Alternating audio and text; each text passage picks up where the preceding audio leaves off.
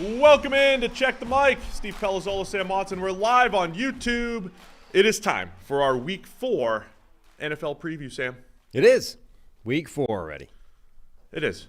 We got a big show. We got a lot of stuff going on here, including my PrizePicks lineup will be out a little bit later on. Yours was out yesterday on the Wednesday show. Got to tell you about our friends over at PrizePicks. They're bringing you the entire show. It's PrizePicks. You can download the PrizePicks app today. Use the code CheckTheMic. You get $50 instantly when you play $5. PrizePicks is America's #1 daily fantasy sports app with over 5 million active members. PrizePicks is the easiest and most exciting way to play daily fantasy sports. All you do is pick more or less on 2 to 6 player stat projections. Watch the winnings roll in. PrizePicks is the only real money daily fantasy platform with an injury insurance policy, so your lineups stay in play even if one of your players gets injured. If your player leaves in the first half and doesn't return, PrizePicks keeps your picks still live. PrizePicks puts their members first, so all withdrawals are fast, safe, and secure. When my picks hit, I get my money in as quickly as 15 minutes. PrizePicks invented the flex play, which means you can still cash out if your lineup isn't perfect. You can double your money even if your picks one of your picks doesn't hit. So you can download the PrizePicks app today. Use the code CheckTheMic. Get $50 instantly when you play that $5. That's code CheckTheMic on PrizePicks to get $50 instantly when you play $5. You don't even need to win to receive the $50 bonus. It's all guaranteed. PrizePicks, run your game. So we'll be talking a little PrizePicks, and I will unveil my weekend lineup a little bit later on. Nice. Let's start with Thursday Night Football here, Sam. Well, first, do you want an update on the various things? We have the tracking sleeper. Yes. Give everybody some updates and the survivor pool, how to play stuff, etc. Yeah, so go join the Discord. The links you can find on my Twitter, Sam Monson NFL. You find them in the description of the show as well. Go join the Discord. We've got a couple of leagues spooled up. One is a pick'em pool, of which a guy called Tiruler, Tirooler. He's top of the pick and pool right now, 29 wins through 3 weeks. The week 1 and 2 leaders, the previous people we shouted out, they're all in the top 6 still. So it's tied at the top. You, me, and Harry are all tied on 24 wins. Wow. We're actually we're tied for 36th. I think that makes us. But that's only 5 games back. That's not bad. Yeah. Solid, especially after Harry was razzing me after the 1 o'clock. So he's like, "Dad, you're 0-7. You're embarrassment." Week." Yeah. And then boom, we're tied. Made up in the 4 o'clock hour last week with the child. Yeah. And then I am one of 15 people still alive in the survivor pool. There you go. 4 of whom joined after week 1, so they haven't done like the full, every week. Oh, can I re-enter? No. If you hadn't entered already, I think you can still jump in. Maybe late. I'll create a new username and jump in. You can be late to the party, but you can't get back in having already Week 1 failed. was a banger. Good job skipping that Exactly, one. Yeah. So those people, so essentially one of 11 that's done it all the way and still is legit. Most people who got eliminated probably took the Bengals in week 1. That was a lot of them. And the Bucks in week 3, like I did. Right. And the Discord links in the description. Be sure to join us over there. And of course, the usual, hit the subscribe, hit the thumbs up today.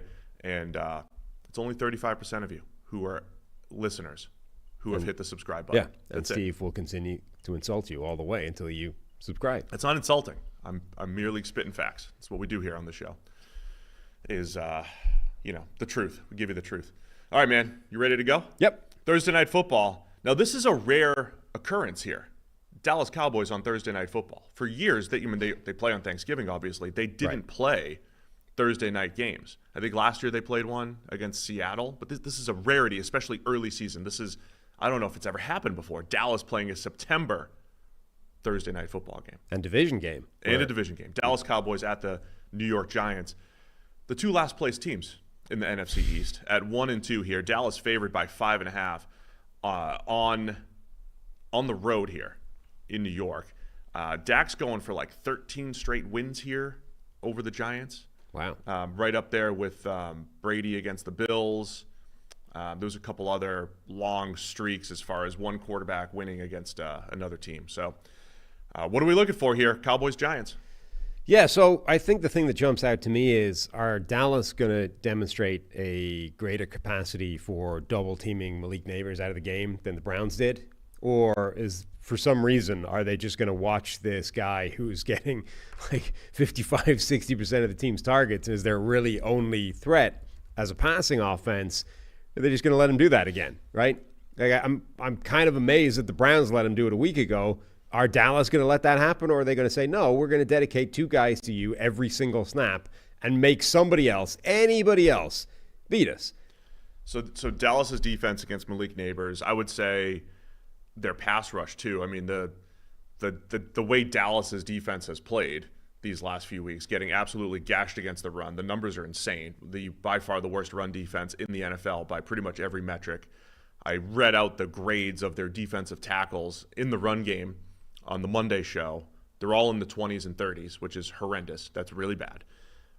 To me, it's a game flow type of thing, right? Like their defense, it's a game flow type of thing. But I'm sure the Giants are looking at this like, yeah, we want to get the ball to Malik Neighbors like we have been. But they're going to think they can run against Dallas too. And I get the Saints, the way they were playing football, the way they've been playing, the way their offensive line has come along. I get the Saints kind of beating up the Cowboys. I definitely get the Ravens beating them up in the run game. If Dallas gets beat up this weekend or tonight in the run game against the Giants, they've got serious problems. And with Dallas, remember, they played opening night last year. It was like 43-0 or whatever. And when the game gets out of hand, that's where Dallas shines, right? Yeah. That's when Micah Parsons, DeMarcus Lawrence, those guys get after it. But to me, this starts with the Giants, who still don't have the great offensive line, but it's a little better than last year. Can they start moving people at the point of attack the way every other team has? I mean, I think part of this dynamic from Dallas last year in particular, we beat bad teams and lose to good teams, is that this team does appear to be extremely susceptible or dependent on game script, game flow situations. And our guy Anthony put a note in here that Nick Wright, member of a Shouty Show adjacent. I like Nick Wright. I think he's... I mean, you can have good people on a Shouty Show, but let's call it what it is. Okay, so he is on Shouty Show. They raise their voice with some pretty strong takes. Is he the lone Shouty Show? He's the one guy that brings data to the Shouty Shows. Yeah. He still has Shouty Show takes. He might just try to manipulate data to make them sound better. Okay. Anyway, Nick Wright had a take. Is that okay, Nick? Is that fair, Nick? From his Shouty Show. Where he compared the Dallas Cowboys to the early 2000 Indianapolis Colts, early 2000s, where they're built to play with a lead and only built to play with a lead, right? That's fair. Peyton Manning gets them a lead, they're fine, but they can't stop the run. So if they're behind and the team is just running all over them, they're in trouble, right? This is kind of where Dallas is, where like they have a pass rush that can cause problems for the Giants. They have a pass defense that should be able to clamp down on Malik Neighbors and force them to do something else. But if they can't stop the Giants running, if the Giants are in this game and they can just pick up 4 or 5 yards a clip with Devin Singletary or Tyrone Tracy or Daniel Jones, is a dangerous part of that run game as well. If that remains on the table for the Giants, like Dallas is actually in danger of this being a close game. Whereas if they can get it up early, force the Giants out of that game script, now Dallas should be able to tee off and go to town on them. I found a stat the other day that you'll like because it's your stat. Oh, I was over on Premium Stats, part of your PFF Plus package, our friends over at PFF, the elusiveness rating that you created. Yeah. Yards after contact, missed tackles forced. Number 1 in the NFL is Devin Singletary for the Giants. The guy who went down on a 43-yard run to kind of save the game the other day. Always difficult to tackle, even coming out of college. So I do think Dallas gets tested a little bit. And that theory about them, what Nick's describing is the 06 Colts being a little front-runnery, a little bit game flow dependent, but they had Peyton. Like, they won games in other ways. But Dallas has been that. So I think this is a big one for them. And on the other side of the ball, Dallas hasn't run the ball effectively. And I think the Giants' pass rush was outstanding on Sunday, both from Dexter Lawrence and Brian Burns and guys winning their one-on-one reps, and guys like Micah McFadden, who's been one of the best blitzing linebackers in the NFL. The Giants have done a nice job blitzing, putting pressure, or at least they did last week. That'll challenge Dallas and their offensive line. So I think it's closer than recent Cowboys-Giants games. Still can't get over the fact that Dallas should be the better team here. Yeah. Which is why they're 5.5-point favorites. Yeah, I mean, I think they should be. It's just that risk that this becomes very dangerous for them if they can't get the game script going their way. Okay, last thing I want to touch on here, narrative-wise, storyline-wise, if Dallas falls to 1-3, right? I mean, if the Giants fall to 1-3, you heard the Shouty show with 1-2. Yeah. It's 1-3. The sky is falling. If Dallas falls to 1-3, first off, do we get a Skip Bayless burning the jersey video? Probably. Even in week 4, like he's ready. He's ready for this. He's got the jersey ready. His wife's ready. He's like, hey, honey, stay up late. It's a night game. We're gonna have to record this around midnight tonight. I'm burning my next Dak jersey. So that's probably happening. Get ready for it. Narrative-wise, though, storyline-wise, Mike McCarthy, last year of his contract, I mean, there's a lot going on here if Dallas loses this game that they normally win, right? We expect them to lose to good teams, somewhat. Against teams that they're favored by, they should win. But just be ready if something goes crazy tonight, and we'll be live right here on YouTube. Check the mic tonight, right after the show, right after the game. So, ready to make a pick? Yeah. All right. 5.5. Dallas favored. Where are you going? I think Dallas bounces back. The Giants are relying too much on Neighbors right now, and that feels like too easy a thing to take away, absent other threats. I don't understand how and why Cleveland didn't do that last week. I can't imagine Dallas are going to let it happen again. So if they do take away Neighbors, have the Giants got enough to work elsewhere? I mean, they didn't, because that was their problem last year. I feel like the Giants are going to struggle. One crazy stat that intern Anthony dropped in our notes here that I just have to repeat really before, or at least cite before I make my pick here. The top 4 highest paid quarterbacks in the NFL are combined 1-9 this season. That includes Dak with the only win at 1-2, Joe Burrow 0-3, Trevor Lawrence 0-3, Jordan Love, when healthy, 0-1. Fascinating stat given all of the way QBs have been paid this offseason. I will also take Dallas here.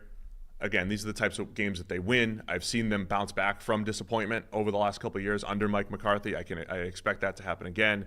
And then 9-year-old Harry he's got the Giants. Ooh. It was one of those, as I was leaving this morning, I said, are you sure you've got the Giants tonight? He said, oh yeah, he's confident. Harry's confident in this one. So Dallas, and then the Giants. Let's go through some of the other big games here. Minnesota Vikings at the Green Bay Packers, a battle for first place in the NFC North, or at least at the minimum a share of first place here. The Packers are favored by 2.5, potentially getting Jordan Love back this week. I would assume Minnesota. He's coming back based off just seeing him move around pregame last week. He was close last week. Remember, we're coming off 2 straight weeks of Green Bay having Malik Willis start and doing a fantastic job of getting him ready. Guy that got there in late August, getting him ready and building an offense around his skill set. Now we have Jordan Love coming back, likely coming back to a Packers team that's playing some really good football these last couple of weeks. Yeah, I'm working on the basis that Love will be back. I can't imagine he's going to be out another week, given seeing him move around. Jordan Addison as well might be back. T.J. Hawkinson, I think, is still a bit off, but a couple of players might be coming back for this game. Really, the thing, like last week, where it was Brian Flores versus Bobby Slowick and C.J. Stroud in the Houston offense, now we get to see Brian Flores against Matt LaFleur, and this is not a direct Shanahan lineage offense. Like we talked about this before. Yeah. I would describe LaFleur as Shanahan adjacent. He started off in the Shanahan system, but then he went to McVay as well, and he's been elsewhere, sort of carving a slightly different offense that's almost like a mesh of both of the Shanahan and McVay schemes. LaFleur's done amazing. I mean, this is a battle really of the 2 best coaches so far through the first 3 weeks of the season. Matt LaFleur and the job he's done with Malik Willis, and then Brian Flores and the job he's done against the Shanahan offenses. So obviously this week, or this year, we saw the second game of Shanahan versus Flores. Last year, obviously, we saw 2 of these games, right? Flores versus LaFleur already, because they're in the same division.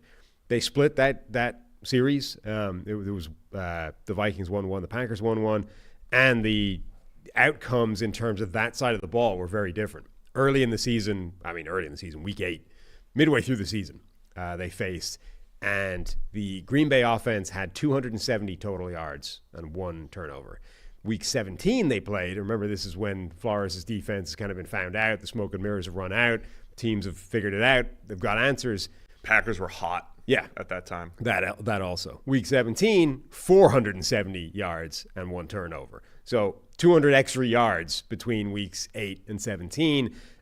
Third down in particular. And remember, third down is a lot of obvious passing situations. Maybe that's when your creative and confusing defense is going to be at the forefront. In week 8, the Packers were 4 of 14 on third down conversions. In week 17, they were 9 of 14. So a giant jump forward in terms of converting on third down.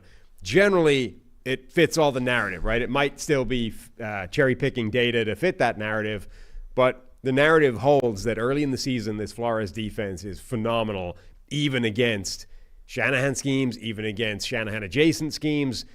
Late in the season is when it was found out last year. Maybe the upgrade in personnel will stop it being found out this year, but either way, we're early enough in the season that my expectation is still Flores works. So you're going with early season versus late season. It's tough to prepare for, and it's not the same scheme this year as last year, right? He's not doing the same stuff. He's mixing it up, and it's expanded. Yeah.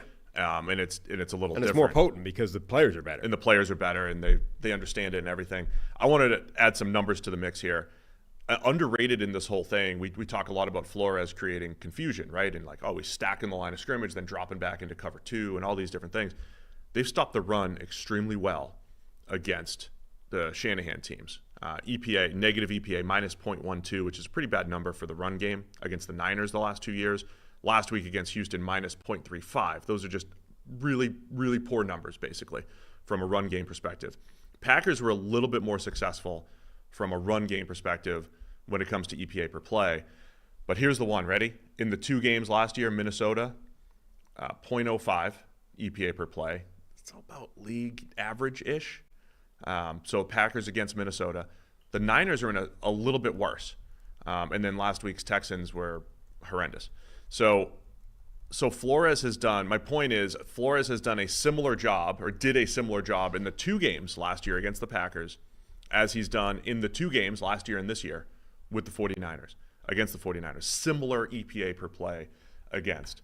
So Flores has had success overall, but then the narrative you're saying is early season versus late season. The other aspect is, okay, it's the third matchup now. Straight up LaFleur versus Vikings Flores, right? And I think Vikings Flores is a different animal than what we saw with Miami. He was just running a different system. It felt like more of an extension of the New England system that Flores was running in Miami. And he got to Minnesota, and he's just like, all right, this is mine now. This is what I'm doing. So fun storylines in all of these, but I think Flores has a chance to have good success against the Packers, and I like the way you positioned it. This is a battle of the 2 best coordinators in the league, or play callers in the league so far, given what LaFleur's done with Malik Willis and what Flores has done against 2 really potent offenses with the Niners and the Texans.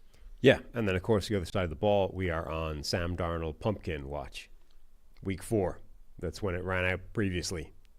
I just want facts here on the show, okay? I haven't updated the numbers, but I'll give you a quick estimate using PFF grades. Sam Darnold, since 2021, his first 3 starts of the year, 86-ish PFF passing grade. Every other start, 44. Those are the facts. Yeah.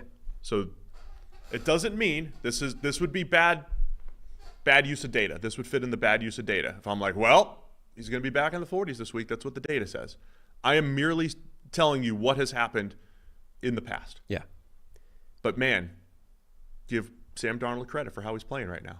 He's doing a good job. Yeah. I mean, he has played fantastically so far. You have to make the point, though, that we have seen these runs before. I mean, that's the thing, right? He has played extremely well in small game sample sizes previously, and then the wheels have fallen off that wagon. Now, I think you can make the argument that this is better than we have seen him play previously.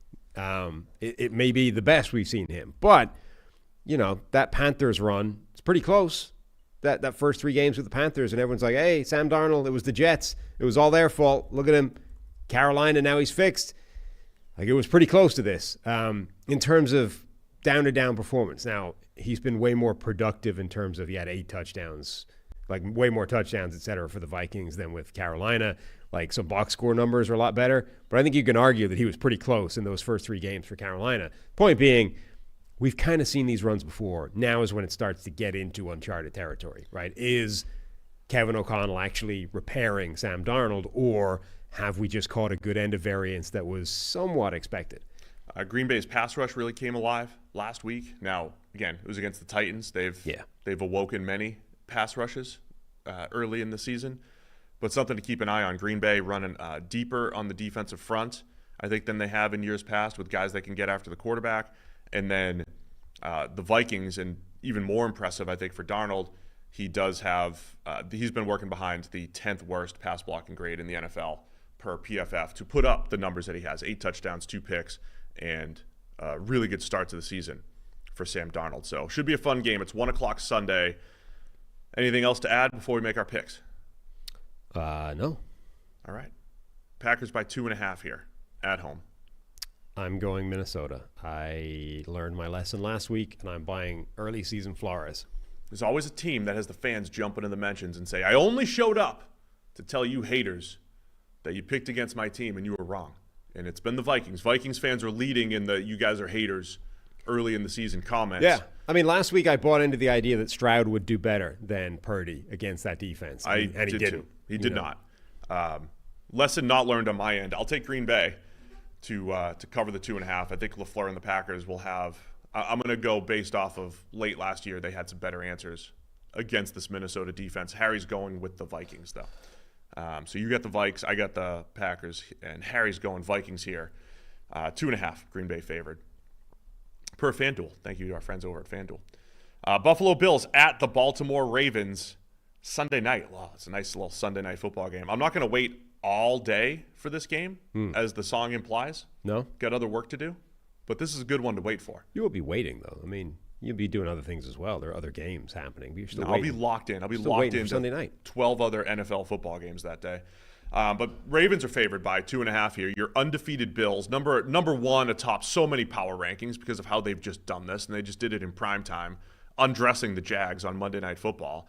And the Ravens are still favored by 2.5 here. Vegas is not fooled. Yeah, that is kind of fascinating. I mean, Buffalo has looked as good as any team in the NFL, really, through the first few weeks. And the Ravens haven't at all. And yet they're still favored, albeit at home. But that's about the home field advantage. So Vegas, the man in Vegas, thinks this is a coin flip, effectively. Which does feel quite generous to Baltimore based off what we've seen from both teams so far. Do we look back at, really quick, Baltimore's starting schedule, starting with the Chiefs, then they have the Raiders, who they lost to, then they have the Cowboys, supposed to be one of the best teams in the league, then they have the Bills. That is a rough start, at least on paper, for the Ravens. It is, and, they a toe away from tying it up against Kansas City with a one-play, do-or-die, win it or not. So it's not like they've been annihilated by these teams, but still, they haven't looked like, a really, really good team yet, whereas Buffalo absolutely has. Where Baltimore have been very strong, though, is they probably have the best run defense in the NFL right now. And this is where, this is more important than it's been in previous years. I wonder if they can really clamp down on Buffalo's offense and force them to be more aggressive and try and make them a little bit more one-dimensional. Basically do everything that Jacksonville couldn't or wasn't prepared to do. Take away the run game, really crowd the underneath with bodies, force them to try and win over the top, try and generate either explosive plays or Josh Allen craziness, or whether Buffalo can actually find the spaces and still continue to dink and dunk in all that crowd underneath. One interesting thing about this matchup is in the Josh Allen, Lamar Jackson era, we haven't seen this matchup all that often. And we certainly haven't seen it often since Josh Allen became a star, right?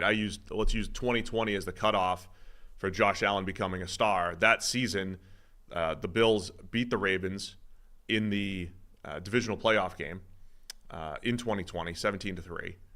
Do I have that right? Yeah. And then the Bills the Bills won in Baltimore early in 2022. Like, they haven't played a lot, right? We've seen a whole lot of Burrow versus Mahomes. We've seen a lot of Mahomes versus Lamar. We haven't seen a lot of Allen versus Lamar when they've both been on the field and they've both been great. So it's it's a rarity, and they haven't. In again, Buffalo's like one play away from going to the AFC Championship last year against Baltimore. We just haven't seen this matchup a whole lot. So, in other matchups, we've seen, hey, the Bengals, when they're at their best, match up pretty well against the Bills, or they match up well against the Chiefs, or the Ravens are trying to get over the hump against the Chiefs. We don't have a whole lot of history in this one, which is just another. I don't know. It just makes it a little bit more intriguing for me. Well, against between two superstar quarterbacks, like this sort of world of Josh Allen and Patrick Mahomes seem to play all the time. Patrick Mahomes and Joe Burrow seem to play all the time, but Josh Allen and Lamar Jackson, who would be sort of two of the four top quarterbacks in any given year, don't play that often. One of the stats that stood out to me was the Bills. The Bills' defense, man. Again, they've dealt with so many injuries. They're allowing just 26% completions on 10-plus yard throws, by far the best in the NFL so far. Always small sample sizes here, but that's one of the stats I look at that you'll hear me cite on this show a lot, is those 10-plus yard throws, because I think that highlights defenses that are making life difficult on quarterbacks, usually avoiding explosive plays, and it usually pairs with their pass rush. And I think the Bills have one of the best combinations this year of getting after the quarterback and making life difficult down the field in coverage. The EPA allowed is like minus 0.8. I mean, you're almost losing a point, NFL teams, every time you throw 10-plus yards on the Bills this year. So tough to keep that up, but it shows just what they're doing with turnover in the secondary, with all those veterans that they've lost. So impressive job by the Bills defense so far. Yeah, and I do wonder if Buffalo's defense can stop the run game that Baltimore has. Lamar Jackson, Derrick Henry, obviously they absolutely annihilated Dallas on the ground. Dallas has the worst run defense in the NFL by a reasonable margin at this point. Buffalo's is better than that, but it's still, they've been running this style of defense for years. The two high coverage shells, force everything underneath, but they have always kind of invited the run a little bit. Like, they've tended to be a little bit soft on the ground, and now you're going up against Derrick Henry and Lamar Jackson. Can they tighten it, for a specific game, a one-off game plan?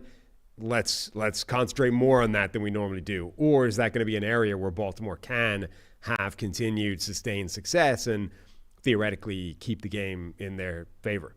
Yeah, see, that's an interesting one for me. I mentioned the Bills. They're fifth in pass rush grade by PFF. They're middle of the pack from a run defense grade standpoint, and that's kind of how they've been overall, during the Sean McDermott era. There are games where you can run all over them, not to the point where the Cowboys are. Yeah. But that type of idea. So I think the Ravens can do that. I'm also curious about the mental state of Lamar Jackson, or the play style of Lamar Jackson. Does he treat this like the week one game against Kansas City where he tries to take over? I mean, he was playing well within himself on Sunday. A lot of his runs were just, I'm just going to keep it. And he did it 8 or 9 times, and it was always effective against Dallas. In the Kansas City game, it did feel like a lot of drop back, give it a read or two, and then, hey, I'm going to go make something happen. Does he treat this like an AFC playoff game, like he did in week 1 against the Chiefs? Sunday Night Football, trying to make a statement here. So this one should be fun. Yeah. Really quick, Josh Allen this year, the big knock on Allen through the years has been turnovers. Mm-hmm. He's got no turnovers. He's got 3 turnover-worthy plays, 0 interceptions. So what do we think here? Is this too much of a narrative that, it's a new Josh Allen? I mean, I think he's playing a lot more controlled. One of his turnover-worthy plays, they were up like 4 scores against Jacksonville the other night. It was a bad throw in the end zone, but it's like wouldn't have mattered. Is this a new Josh Allen that is playing within structure? The structure is good, by the way, with Joe Brady, what they've done. But when he needs to be Superman, they've got that as well. So we've been talking a lot in the first few weeks about how one of the good things for Buffalo is that they haven't really needed him to be Superman yet. They've been winning these games where he hasn't had to do a whole lot. He still made spectacular plays. I'm not trying to take anything away from him. I'm just saying that in the spectrum of how much do you need Josh Allen to be insane in order to win the game, they haven't needed him to do that much, right? So that probably has something to do with the lack of turnover-worthy plays, that they haven't needed him to force it that much. The other thing is, when you look at his career, the turnover-worthy plays have tended to come in bunches, right? Like, he actually has quite a lot of games where he doesn't put the ball in harm's way at all. Often against the Jets. Yes. When they come in bunches. But like last season, he had 23 turnover-worthy plays last season, but he had 7 games with 0, right? So 7 games where he didn't put the ball in harm's way at all, but then he had a game with 4, 2 more games with 3, and then a bunch of multiple turnover-worthy play games. So right now, he's got a fairly low turnover-worthy play rate, though, interestingly, still larger than last year. But we haven't seen the meltdown game yet, right? We haven't seen him really go completely off the deep end, start forcing the ball left, right, and center. And I think that's probably connected with the fact that they haven't needed to. They haven't had to force that. So I'm not buying yet that, like, hey, Josh Allen's changed. He's a completely different player. He's going to be more careful with the football. We're never going to see him do anything crazy again. I think we've just gone a few games where that hasn't happened yet. And doesn't mean it's going to happen in this game, but I think it's still out there, right? It's just like a giant shark out in the cold, dark night. It's still there, right? It's still circling the boat somewhere. It's not, the threat hasn't evaporated. Josh Allen, the shark, circling. Jaws. The music's still playing, you know? Josh Allen's turnovers are Jaws, just lurking and ready to be unleashed at any given time. Yeah, I do feel like I say this every year, Sam. We like to tell stories off the first 3 or 4 games of the season. Like, here's this new thing that we saw when any 3 or 4 game stretch at any point during the season can have this new narrative attached to it. And I do remember defending Josh Allen last year, saying, look, he's got a stretch of play where he hasn't turned the ball over or had turnover-worthy plays. Acknowledge that it's been, in bunches. And it is interesting, though, how good the Bills look offensively, putting players in space. I think they have a chance to continue that against Baltimore on Sunday night. So Ravens favored by 2.5. Sunday night football. Where are you going with this one? I'm going to go with the Bills. I'm kind of surprised that this line is where it is, and I think you have to buy into Buffalo. Have looked a much better team so far. Yeah, I'm also going with the Bills, and Harry's going with the Bills. So I got them. My question with Buffalo is just you don't want to peak too early in the season. Every quarter of the season there's different ebbs and flows to the year, and you want to be peaking going into playoff time, but boy, the Bills look really good right now. So I'll ride that wave, as you and Harry also are. Yeah. Another really good primetime game, Seattle Seahawks at the Detroit Lions. It's Monday night, part 2 of Monday night's doubleheader, second straight week of a Monday night doubleheader. Just want to get this on the record really quick. Big fan of the Monday night doubleheader. I think 2 games at once is great. I like the staggered starts. I think it's all great. Jeff Schwartz was saying he hates it. Nobody wants it. Jeff Schwartz is wrong. I called him out on Twitter. I said, Jeff, you're wrong. You're wrong. This is great. It's great for fans. You lose a game, especially for me. You and I know you don't love this, but you and I we got to watch those 8 and 9 games at a time in the 1 o'clock window. When you steal a game from the 1 o'clock window and drop it into Monday night and you stagger it, I think it's beautiful. I think it's a great thing. Big fan of doubleheaders. Monday Night Football. He's wrong that nobody wants it because evidently you want it. I want it. Right? I do, however, think that he's correct that more people don't want it than want it. I think the majority trend is disliking a doubleheading Monday Night Football thing. I don't think that I love it, to be honest. And your reason, if it's a choice of 10 games in the 1 p.m. slot, or you can have a doubleheader Monday night and lose one of them, I would take the game out of the 1 p.m. slot. However, last week showed you can do that any damn time you want, and having 10 games in a 1 p.m. slot is just stupid. Just move 3 of them to the 4 p.m. slot and stop it being 10 games. That's not a reason to have a Monday Night Football doubleheader. It's just a reason to pick 3 random East Coast 1 p.m. games and say, sorry, you're playing at 4 this week. I just think the attention span can handle 2, right? You never have to watch a commercial pretty much the entire time. The only issue I have as a dad of 4, who works till about 5 p.m. every day, it's a quick turnaround, right? With dinner and bedtimes, it's a quick turnaround. Like, hey, honey, I'm going back to work here in an hour and a half. The game's coming on. That's the only issue that I'm running into. Well, your previous problem was also you were at one of the games. But I had my iPad. I was watching both. Yeah. It was great. That was easy, though. I'm like, hey, honey, I'm going to the game. I'm out of here. Yeah. You take the kids tonight. I'll take one of them. It still doesn't feel like it's optimal, Anyway, we're talking Seahawks-Lions. Seahawks are 3-0. Lions are 2-1. Lions are favored by 3.5 here. These teams have had a couple shootouts last couple of years, some really good games in the Dome in particular. Yeah, and Aiden Hutchinson's run against backup offensive linemen just continues pace. This is that Max Crosby. It really is. You didn't want to give Max Crosby any credit a couple of years ago because he's facing second and third stringers. But it wasn't that I didn't want to give him credit, but it was that you can't look at that production and not ask the question, how much of this is real and how much of this is a product of going up against backup offensive linemen. And I think you now have to ask the same question about Aiden Hutchinson. Now, Aiden Hutchinson had 100-plus pressures last year. We know he's really good, right? So you don't at least that is not a question. Like, it wasn't, if it had happened last year, because that was the Max Crosby thing. It was his breakout year where he had the insane run against backup players. So you kind of have to say, well, how much of this is a real breakout and how much of this is he's just playing garbage? Aiden Hutchinson already had the breakout, so at least we don't have to ask that question.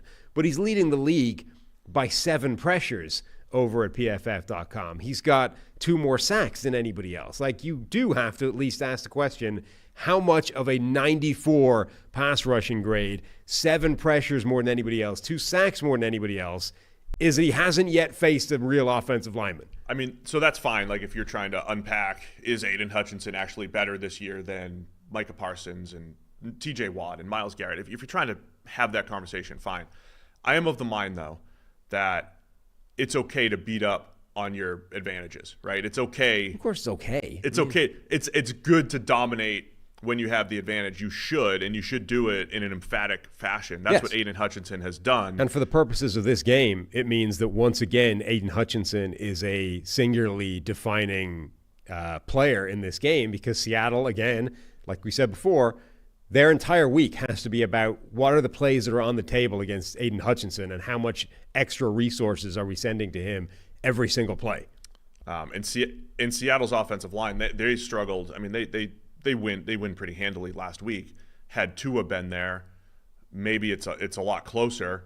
And we're talking about, hey, Seattle's guards kind of struggled in pass protection last week. I do wonder if Hutchinson moves around a little bit. Week 1, he moved to face the third-string left tackle for the Rams. They were attacking those weaknesses. I wonder if Hutchinson goes. He's got an advantage with Stone Forsythe probably playing right tackle for the Seahawks this week, but also Anthony Bradford struggled at guard. Laken Tomlinson's had some struggles in pass protection at guard. You might be able to move Hutchinson around a little bit. They lose a little bit of that depth without Marcus Davenport there for sure now. But yeah, Hutch is going to be the guy Seattle's looking at. Geno Smith's playing some really clean football right now too. Some confidence. He's taking care of the ball. He's got 3 picks on the other. He's on the other end of the luck there. He's had a couple batted passes that got picked. A weird one last week, close to the Reds, coming out in their own territory. But Geno's playing really well, confidently, and they have the ability, Seattle, to play mismatches, to play whatever the defense is taking away. They have options. DK Metcalf is getting behind the defense once or twice a week. Tyler Lockett, Jackson Smith and Jigba, both good possession options. It's a really nice mix, I think, in Seattle right now. Baltimore's defense finished last year, right? Number 1 in the NFL in EPA per play against. It was them and the Browns that were 1 and 2, right? Yeah, they're right. So Seattle is leading that this year. So theoretically, or in broad picture terms, the best defense in the NFL has left Baltimore and joined Seattle in terms of their coach, right? Let's at least put the context around Seattle's defense performance so far. Skylar Thompson last week. Sure. The second start of Bo Nix's career. The first start of Bo Nix's career in week 1, and Jacoby Brissett. Yeah. In week 2. So that's who they faced. Right. Whether or not they're number 1, they've clearly upgraded significantly on the defensive side of the ball. This new defensive scheme is paying dividends, and it is now a challenging defense for any quarterback. And yes, it's been especially challenging for young and or bad quarterbacks through 3 weeks. My point that I'm driving towards is that it's a difficult defense for Jared Goff, who has not played that well for the first few weeks of the season. Like, Goff is going to be facing one of the more difficult defense he faces, and whether or not Jared Goff turns the ball over is probably going to be a fairly significant part of this game. Yeah, I mean, I made the statement last week. I think Detroit is I don't know if it's all Goff in week 2, but he's got 5 turnover-worthy plays through 3 weeks and 4 actual interceptions. If he just takes care of the ball, man. They're a powerhouse. Right. They're still a powerhouse. They're just as good as they were last year, probably better. And so much of this is the league-wide trend overall, right? But like, also, how many of these quarterbacks just signed a giant contract and are playing like crap? Like, Jared Goff is playing terribly, and he just got handed the bag. Trevor Lawrence is playing badly. He just got handed the bag. Tua, sadly for him, got knocked out of the game, so it's not like he was playing terribly. But Jordan Love got injured. Every one of these giant contracts that got signed is resulting in nothing yet. Okay, I don't want to overrate 3 weeks, but if passing offense is down, right, and even if rushing offense is static, right, and the nerds over there would say, oh, well, passing's still way more effective than running. Play for play it is, but if passing's down, running is more valuable, and if passing's down, there's a little bit less on the quarterback, right? There's a little bit less, not pressure on the quarterback, but the quarterback is a less of a driver of success. So I think this is now putting more of the success on coaching. Yeah. And then if games are tighter and closer, the quarterback advantages are now tighter, and it comes down to coaching and defense and run game, and all those things get elevated just a little bit, right? So I think that's kind of the world we're in this small sample in 2024. Defenses and coaches and all these things matter a little bit more than they did previously. I mean, I'll give you another theory. This is probably a Wednesday topic for the future, but you speculated before that the current trend of defense winning, all of a sudden game managing quarterbacks have become sort of more valuable again. I also wonder if it's meant that middle class of quarterback that you could talk yourself into giving $50 million a year is suddenly much worse than it was 12 months ago, right? Like Jared Goff and Trevor Lawrence and Tua and all these guys who you knew are not really elite, but they're good enough that you can be like, yeah, we can get that kind of elite play out of them in our offense with our system. And Goff and Tua in particular, within our system, with our coordinator, with our playmakers, we know they can have success. So we're going to have to pay him $55 million a year. What if those guys, because of everything that's happening on defense, their actual ability to play at that level has just been taken away, and they're not. They're only, the best you're going to get out of those guys now is reasonable play, at which point now you've suddenly saddled yourself with this millstone of a contract for guys that are not capable of playing at that level anymore. That will be something to monitor going forward. It's just something to keep an eye on. You're right. It might be more of a deep dive Wednesday topic. It's like, what in today's NFL are there certain things that are valued more? And I would argue coaching, both sides of the ball. It's always been important, but I think it just gets elevated a little bit here. But it's also a great coaching matchup, right? You do have Ben Johnson going up against Mike McDonald and his defense. For whatever it's worth, remember last year when Baltimore was making their run and McDonald was over there. The reason why, Baltimore had a special regular season because it was like the opposite of the Cowboys. Every time they went up against one of the best teams in the league, they killed them. They crushed Detroit last year at home. They did it against the Niners. They did it against the Dolphins. And so is there any – they did give Jared Goff in this offense, some problems last year in Baltimore with Mike McDonald in that scheme. Those signature games is kind of what won Lamar MVP. Every time they went up against one of the best teams or another MVP candidate or whatever it may have been, Baltimore brought their best to the table. So we're talking about Seattle now. I'm just talking about McDonald and what they've been able to do. But either way, this is McDonald and Seattle's defense's biggest challenge that they've faced by far. Really impressed by everything that Seattle has done. I still think Detroit is outstanding. Detroit's almost certainly without Frank Ragnow. I don't think he's been put on IR or anything, right? Right. But if they're without Ragnow, that does hurt a little bit of that depth. It sounds like Glasgow maybe is moving to center. It hurts the depth up front for the Lions. Yeah. Anything else you want to add on this game? I think it's going to be fun. Yeah, it really will be. Detroit's offense, as much as we're sort of highlighting the potential concern for Goff, they do still have speed and explosiveness across the board. Like, they are dangerous. They're capable. They are very difficult to bottle up and contain. So it's going to be a really fun matchup. I love how Detroit's built. Again, I still think they're a powerhouse. Favored by 3.5 against Seattle. My mind is going to Seattle, playing crazy games and Geno hanging tough against Detroit's pass rush as he has this year. I kind of like Seattle as the underdogs here, at least to cover it in a close game. Yeah, same. I think that Goff might turn the ball over a couple of times, at which point it's going to be tough for the Lions to win and cover that. So I'm taking Seattle. You're taking Seattle to cover the 3.5 as underdogs. Harry's doing the same. I keep picking on Goff, but I really think he's just kind of streaky. I think we'll hit a streak where he's playing really good football. That can happen at any time. So I'm not down on Goff. I think we just hit the bad end of his variance through 3 weeks of the season so far. He looked much better last week overall too, by the way. Still taking Seattle, though, because I think it'll be a good game. New Orleans Saints at the Atlanta Falcons. Falcons are favored by 1.5 here. It's Sunday, 1 o'clock. Over-under is 42.5 over at FanDuel. And we got the 1-2 Falcons and the 2-1 tied for first place New Orleans Saints. Yeah, another line where it looks like we're really clinging to the priors more than what we've seen, or at least beyond last week. I mean, New Orleans. Is that okay, though? Maybe. New Orleans is hurt. They're hurting. Eric McCoy out at center, a little banged up on the O-line. Yeah, maybe. I do wonder, though, like, clearly Philadelphia did a fantastic job last week of getting New Orleans out of those favorable situations that they'd been in for the first couple of weeks. I wonder if Atlanta's defense is capable of doing that. Their run defense has been good, so theoretically they can try and stop the run and force New Orleans to be more of a straight drop-back passing type of offense. On the other hand, once they do that, they don't really have any pass rush, so it's not like they're able to tee off the same way other teams are if they can force New Orleans out of those situations. So that, I think, is the first thing to watch, is that how does Atlanta's defensive side of the ball actually handle New Orleans? Can they, first of all, take away that run, try and force them to be one-dimensional? And then if they can, does it make any difference? Because they're not tremendously well-suited to stop a drop-back passing game. Yeah, Atlanta's pass rush grade, PFF pass rush grade, all a part of your PFF Plus package, 48.8.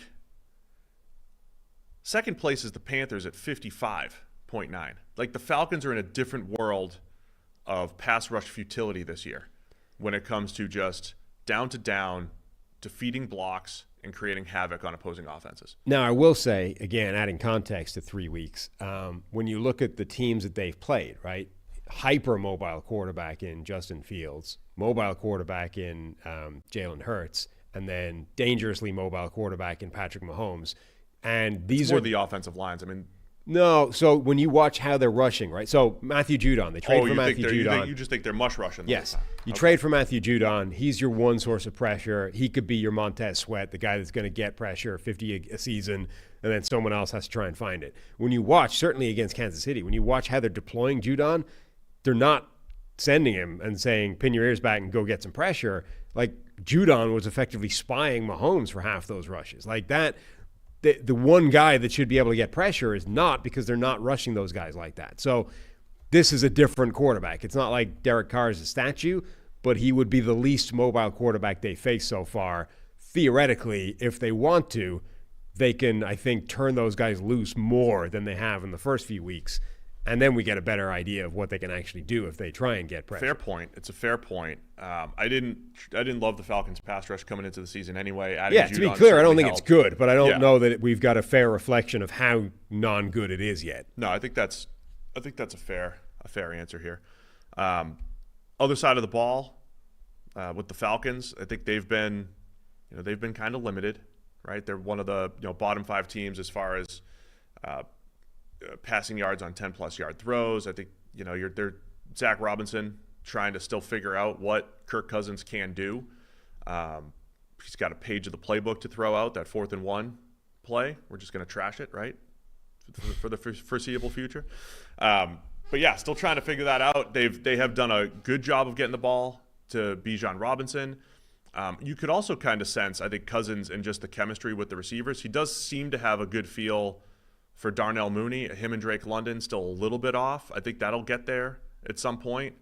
But the connection with Mooney, the connection with Ray McLeod has been pretty good. I still think there's a little bit more to be done with Drake London. And I know the people are always asking about Kyle Pitts. And one big play the other day, kind of a busted coverage touchdown in week 1, but not much else from Kyle Pitts so far. Yeah, I mean, I'm curious to see how much New Orleans' kind of aggression on defense can just cause problems for Kirk Cousins and that whole offense. Like, can they tend to get quite aggressive physically with their coverage. They've been blitzing really well. We talked, Alontae Taylor's got 4 sacks. Like, they've been scheming up the pressure quite well. They do a lot of things that will cause Kirk Cousins to hesitate a little bit, right? Atlanta's offensive line it's on a knife edge any given week about whether they're going to be viable in the pass game or whether they're going to be hemorrhaging pressure towards a quarterback that can't really move around that much. So is Cousins and Zach Robinson, are they able to collectively be far enough ahead of this New Orleans defense that they can do what they want and it's not a problem? Or are they going to be slightly behind the eight ball every snap, at which point Cousins has now got to try and execute on the move in an instant with a noodle arm, and that just doesn't feel like a recipe for success. Falcons, one more stat really quick from old friend Scott Barrett, former PFF colleague over at Fantasy Points right now. They have receiver separation scores and various metrics there. Separation score for Kyle Pitts is 0. And I don't believe they track it like golf does. I think lower is worse. Yeah. Right. So I think 0 is bad. Yeah, 0 separation would be a bad thing. That would be bad. Yeah. Just something out there. Like Kyle Pitts, I kind of heard it in Zach's voice. There was a quote that he had about, hey, he's, if he continues to have that attention to detail, the ball will find him within the system. It was almost as if maybe the attention to detail isn't there all the time. We're all looking for Kyle Pitts, one of the freakiest tight ends to come out. Ball skills, could play X receiver, and he hasn't produced the way people expected pretty much since his rookie season. Just, I don't know, something to keep an eye on because maybe we've all been just overrating him. Maybe he's not as good as we thought previously. Maybe. I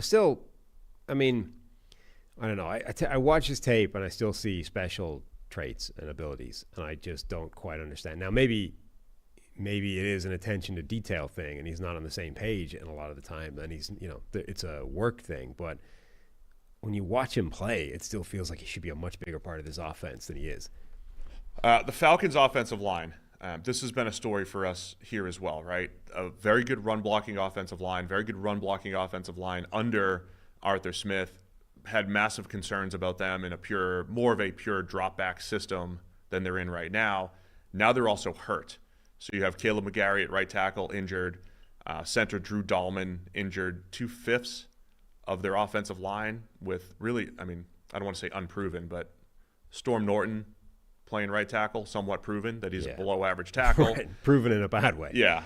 Ryan Newsiel playing center for them maybe?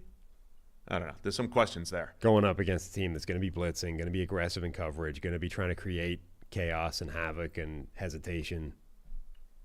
Although sack artist Alontae Taylor was on the injury report. Yeah. With his 4 sacks. Sack artist. He's got, tied for second in the NFL? Third. Somebody else has 5. He's got 4. And then, Saints kind of got beat up last week. Their offense kind of got beat up in the run game. But you can't deny the stats here. They didn't have Taysom Hill last week. They're averaging about 45 a game with Taysom Hill. Yeah. And then only 12 without him. So, that's a good way to use data, right? That's the way you use it. I think fairly critically as well, the Atlanta Falcons don't have Jalen Carter. They don't. Yeah. Yeah. Of the Eagles who destroyed them Correct. up front.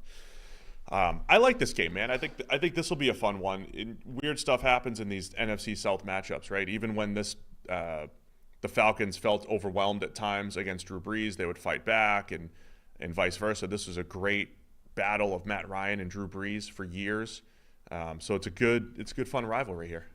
Yeah, it is. I kind of feel like the more I talk out that side of the ball, I feel like that Saints defense is going to be a problem for Kirk Cousins and the offense, and that leads me to thinking that New Orleans is going to bounce back more than Atlanta is going to, win this game. I also took Atlanta.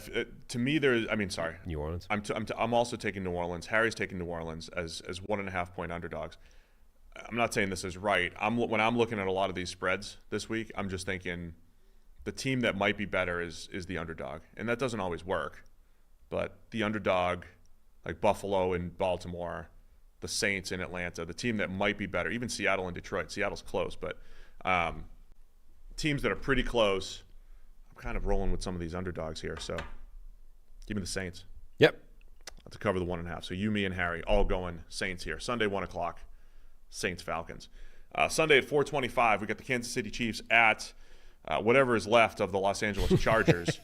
Chiefs favored by 7.5 here. Chargers are without every player. Yeah. Except Justin Herbert is probably going to play through a high ankle sprain.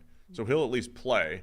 So we got like 75% of Justin Herbert, who has literally 3 injuries. And there's going to be Derwin James is suspended. I can say his name is already out. Both tackles, Rashawn Slater and Joe Alt, out. Mm-hmm. Who else? Joey Bosa's banged up. Yep. Who's left? Playing. In what? But probably playing. But probably playing. Yeah. I mean, so it's a banged-up Chargers team going up against the Chiefs. Normal service has been resumed for the Los Angeles Chargers. Yeah, we got excited. Jim Harbaugh came in. We were winning games, and now everyone's banged up again, right? They really – somebody needs to figure out what is going on there. Like, this cannot be normal. There has to be a failing of some description somewhere in the system. Find where this weak link is, why everybody gets hurt every year. It usually takes some time, though. I mean, look, Kansas City catches a bit of a break here. Sure. We've been joking about some of their, things breaking their way and plays here and there, but they're facing what should be their biggest competitor in the division in Los Angeles this week, and you get a completely depleted Chargers team. And I would have said if they had Slater and Alt up front or on the offensive line, this would be one of those games where they try to Michigan this thing against Kansas City and control the ball and shorten the game and everything and just don't make mistakes and try to come out on top. But now I almost feel like you put that much more pressure on Herbert and injured Herbert now to make a lot more plays down the field, which is difficult against this Chiefs defense. Yeah, it is. I mean, I don't envy Justin Herbert trying to play through this type of game. Obviously, playing injured, he's done that a lot already in his NFL career. He generally does it pretty well. But doing it behind an offensive line that's missing your 2 really good offensive tackles, I mean, we look league-wide, right? When teams are down 1 offensive tackle, it can destroy the game plan. When you're down both, nobody has 2 backup offensive tackles that can come in and be solid. They don't. Nobody in the NFL. So that's going to be a massive problem for them. The run game is going to suffer because of it as well. Like, everything is going to be worse for the Chargers. Now, one thing I think is worth bringing up at this point is the unquestioned best quarterback in the NFL, Patrick Mahomes, has not played well yet this season, really. I mean, he played pretty well opening night, but 2 games since that, he's played pretty badly. He threw multiple turnover-worthy plays against Atlanta. He had multiple turnover-worthy plays against Cincinnati. His PFF passing grade is down 20 points from a year ago, and a year ago was down on his usual superstar level of 90+. How long does Mahomes have to play not great before we start wondering, is he impacted by everything that's happening? I thought you were going to say how long do you stick with Mahomes before turning to Carson Wentz? How long before we turn the keys over to Carson and that would be Shouty Show teach tape. Look, the Chiefs. How long do we give this before? How long? Mahomes. I mean, look, if Mahomes was 40, Shouty Shows would be talking about he hit the cliff, right. Cliff time. But he's like 29 or whatever, so it's like it's whatever. It's not a story. Did you see the stat I posted yesterday? No. Average depth of target for quarterbacks. The league average this year is 7.8. That's the lowest it's been in NFL history. We don't have data going back to 1920, but I'm going to go out on a limb and say this is the lowest it is in history, 7.8. Okay. Anthony Richardson's number 1 at 12.9, which is great. He's still playing in 1920, which is fun. But Mahomes is last at 5.2. 5.2. Alex Smith is like, come on, dude. Can you throw the ball down the field, please, Pat? Can you do that, please? 5.2. So it's a lot of early down screen game and get the ball out of his hands and everything. And we expected Hollywood Brown to come in and stretch the field. We expected Xavier Worthy to come in and help stretch the field. Well, Hollywood Brown's hurt. Xavier Worthy has been used a little bit more as an early career Tyreek Hill gimmicky type player. They get him on an end around every single week. They get him the ball on screens. They've tried to throw the ball down the field to him a couple times. Hasn't really panned out. So that's what the Chiefs offense has become here. It's another week of Carson Steele running downhill against this Chargers defense and a lot of dink and dunk and get the ball out of hands. And look, this Chiefs offense, there's been no Travis Kelce. I'll talk about him in a minute, my PrizePicks lineup. There's been no Travis Kelce, very limited Travis Kelce. And it's been Rashee Rice looking like an absolute star no matter how they use him. So they need to figure out either Kelce getting back on track or some sort of rhythm with Mahomes getting the ball down the field. If you take away Tua, who obviously has been injured, the largest percentage of passing yards after the catch has been Patrick Mahomes by 4 or 5% over anybody else. And just to preface it, like average depth of target is not a determination of who's good or not. It's a descriptor of how players are playing. The yak thing has been trending that way for Mahomes since 2021 anyway, right? Because teams started taking away the deep passes, and he just started getting the ball out of their hands quickly. And the Chiefs have done a great job, right? They've got one of the best screen games in the league every single year.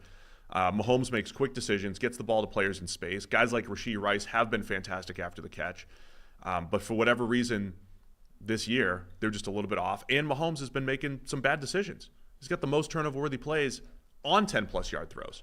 So what happened now? No, I agree. I mean, it's smirk. I hate when you smirk while I'm talking. It's an issue. Like, it's Patrick Mahomes. We know he's amazing. We assume at some point he'll come out of it. But this is a different year than it's been for a long time. It's a year where something has fundamentally shifted in the dynamic of the game, and 2 out of 3 of Mahomes' performances so far have been pretty bad. Yeah, and I hate doing this, but it was against a Bengals defense 2 weeks ago that we just saw get torched on Monday Night Football. So I don't agree that, like yesterday's segment, it's not a house of cards or anything like that. Right. I think it'll all be fine.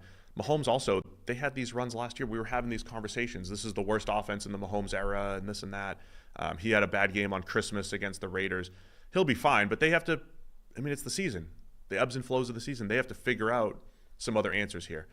I think they get Travis Kelce going because we've been robbed of one of the best matchups of the year every year. Derwin James against Travis Kelce. I think they'll get Kelce going and get the offense going. And I think the defense, I think they got a chance to tee off with Herbert hurt, an immobile Herbert with backup tackles. The Chiefs are going to be getting after this Chargers offense. So I think that side of the ball, Kansas City is still in really good shape. Their defense banged up Herbert, no offensive tackles, run game presumably suffering as well. I do feel like Kansas City's defense is going to really cause major problems for the Chargers. I do, though, think that the Chargers defense, which is a totally different unit now than it has been the previous years, might actually cause issues for Kansas City's offense, which has not demonstrated this ability to just roll over everybody that they're facing anymore. And if Mahomes puts the ball in harm's way a couple times again, those are game-changing plays. Like if they're able, I mean, the Falcons caught one of the two, right? If they caught both of them, maybe it changes the outcome of that. Now, okay, it was like right after each other, right? So it's not like it was a drive in the first quarter, a drive in the fourth quarter. My point being, if he throws 2 of those in a game, if the Chargers come up with both of them, that can change the outcome of this. And if you're right and the Chargers can keep it close, it comes down to another, close win for the Chiefs against the Ravens, a 4th and 16 pass interference against the Bengals, and the 4th and 1 stop against the Falcons. It comes down to the Chargers need to make one of those plays, or the Chiefs need to continue to make those last plays and come out with the win. Is 7.5 too much? I actually don't think so. I'll take Kansas City to still cover that. Yeah, I was taking Kansas City too, and I've just convinced myself. You talked yourself back. I kind of have. It's 8 in the sleeper app, I think. Yeah, I don't like the disconnect between sleeper and what we got here. But I'm gonna stick with the Kansas City, but I don't like it. Harry had the Chargers till I informed him about some of the injuries on the Chargers. He's flipped back to Kansas City, so all 3 of us are taking him. I hinted at me believing in Kelce, and I'm going to do that this week. My PrizePicks lineup is coming up here. Okay. I'm gonna believe in Travis Kelce finally breaking out. I don't think that he's just done or has completely lost it. It's a division game in the Dome against the Chargers. So I'm taking, for my PrizePicks lineup this week, Sam, Travis Kelce, more than 44.5 receiving yards. I can't remember where I saw it. Somebody was making the argument that Travis Kelce basically just was wildly out of shape by the time he rolled into the season. He's been, touring with Taylor Swift and stuff. He's not been working out. He's going to take a while to get the... You don't think she has a personal trainer? Or maybe he's been working with her personal trainer while on the road. Well, that's not. That's not a football-specific personal trainer. It's a different type of fitness. I've seen criticisms of Pat Mahomes' dad bod as well. But that just... You said the other day, it's the first time I've ever seen him caught. Judon caught him. Now, the next play, he didn't. He didn't look like a dad bod. All right, so let's go through. We got to go through my PrizePicks lineup here for week 4. I mentioned it. Travis Kelce, more than 44.5 receiving yards. He's just gonna get that on one play. Okay. Weaving through the Chargers defense. Can't get that image out of my head that he's done that a few times against the Chargers. And then I got a couple for tonight here. I've got Zeke Elliott less than his 28.5 rushing yard projection. So I got Zeke Elliott less than 28.5. He's had less than 20 rushing yards in 2 of his 3 games already. I know that the game flow could go into the Cowboys' favor, where they start running the ball a little bit more, but I'm still going less than here. Dexter Lawrence up front for the Giants to help slow that down. And I absolutely think CeeDee Lamb is finding the end zone tonight. So I'll go more than a half touchdown, rushing or receiving, for CeeDee Lamb tonight, more than a half. So I think CeeDee Lamb scores a touchdown. The free square that we're all getting, of course, is Caleb Williams, more than a half passing yard. So that's it. That's my lineup, man. That's my lineup for tonight. I like it. For PrizePicks. And then do we have – so that's mine. So check it out here. Travis Kelce more than 44.5. Zeke Elliott less than 28.5 rushing yards. CeeDee Lamb more than a half touchdown. Yeah, I mean, CeeDee Lamb, he's still one of the best wide receivers in the NFL. Dak's still hitting him on those seam routes. They're still there to be made, and the Giants' pass defense is horrendous. So that makes a lot of sense. And then yesterday we gave your lineup. Are we putting that up again here today? Here's Sam's lineup for today. You want to walk through that quick? The Red Rifle, Andy Dalton, more than – I got it at 222.5 passing yards. I believe it has moved upwards because obviously I'm correct on this one. Malik Neighbors, more than 0.5 receiving and rushing touchdowns. So basically, Malik Neighbors scores. As much as Dallas should be trying to take him away, I still think the Giants find a way of getting him a score. And then Justin Jefferson, basically does he score? More than 0.5 rushing receiving touchdowns for Justin Jefferson. That's been very hit or miss against Green Bay. It either comes giant bunches of touchdowns, massive catches, yardage, or he's kept relatively quiet. So I believe it's going to be one of the good games. And so you and I both rooting for Malik Neighbors, CeeDee Lamb Yep. to find the end zone tonight. I'll be rooting against Zeke, I guess. Both have an interest in the Thursday night game, which Yeah. is not always the case Yeah. in those Thursday night Keep our games. eyes peeled on that tonight for the PrizePicks lineup. And obviously the square that we both get is Caleb Williams more than 0.5 passing yards, which, as much as Caleb Williams has struggled at times this season, I feel like we should get more than a yard out of him. I feel like we can get that. So you could join us as well. You could download the PrizePicks app today. Use code CheckTheMic. You get $50 instantly once you play $5. And then we have a channel in the Discord, right? The Discord is in the link is in the description right now on YouTube. Get in there, get into the PrizePicks channel, and we'll have all sorts of fun this year playing against each other in the Discord. So once again, PrizePicks app, download it today. Use the code CheckTheMic. Get $50 instantly when you play $5. Let's go to Philadelphia Eagles at the Tampa Bay Bucks. It's Sunday at 1 o'clock. Eagles favored by 1.5 here on the road. Playoff rematch from last year. Playoff rematch, yeah. I wonder if we're going to get more Bucky Irving this week for the Bucks. They kind of talked that up. He's, I think, quite demonstrably the better running back at the moment. They did, however, say it's a classic dynamic with young running backs. The established veteran is the guy they trust in passing situations. So if the game gets out of control a bit, or if you're chasing the game from behind, they're just not going to give that guy those snaps, right? It's going to be the pass-catching running back, the third down back that's still out there. So Rashad White for the Bucks. But if Tampa Bay can keep this in a neutral game script situation, I think we'll get a lot more Bucky Irving and a better run game from Tampa Bay. My general feeling on this is, are the Eagles back?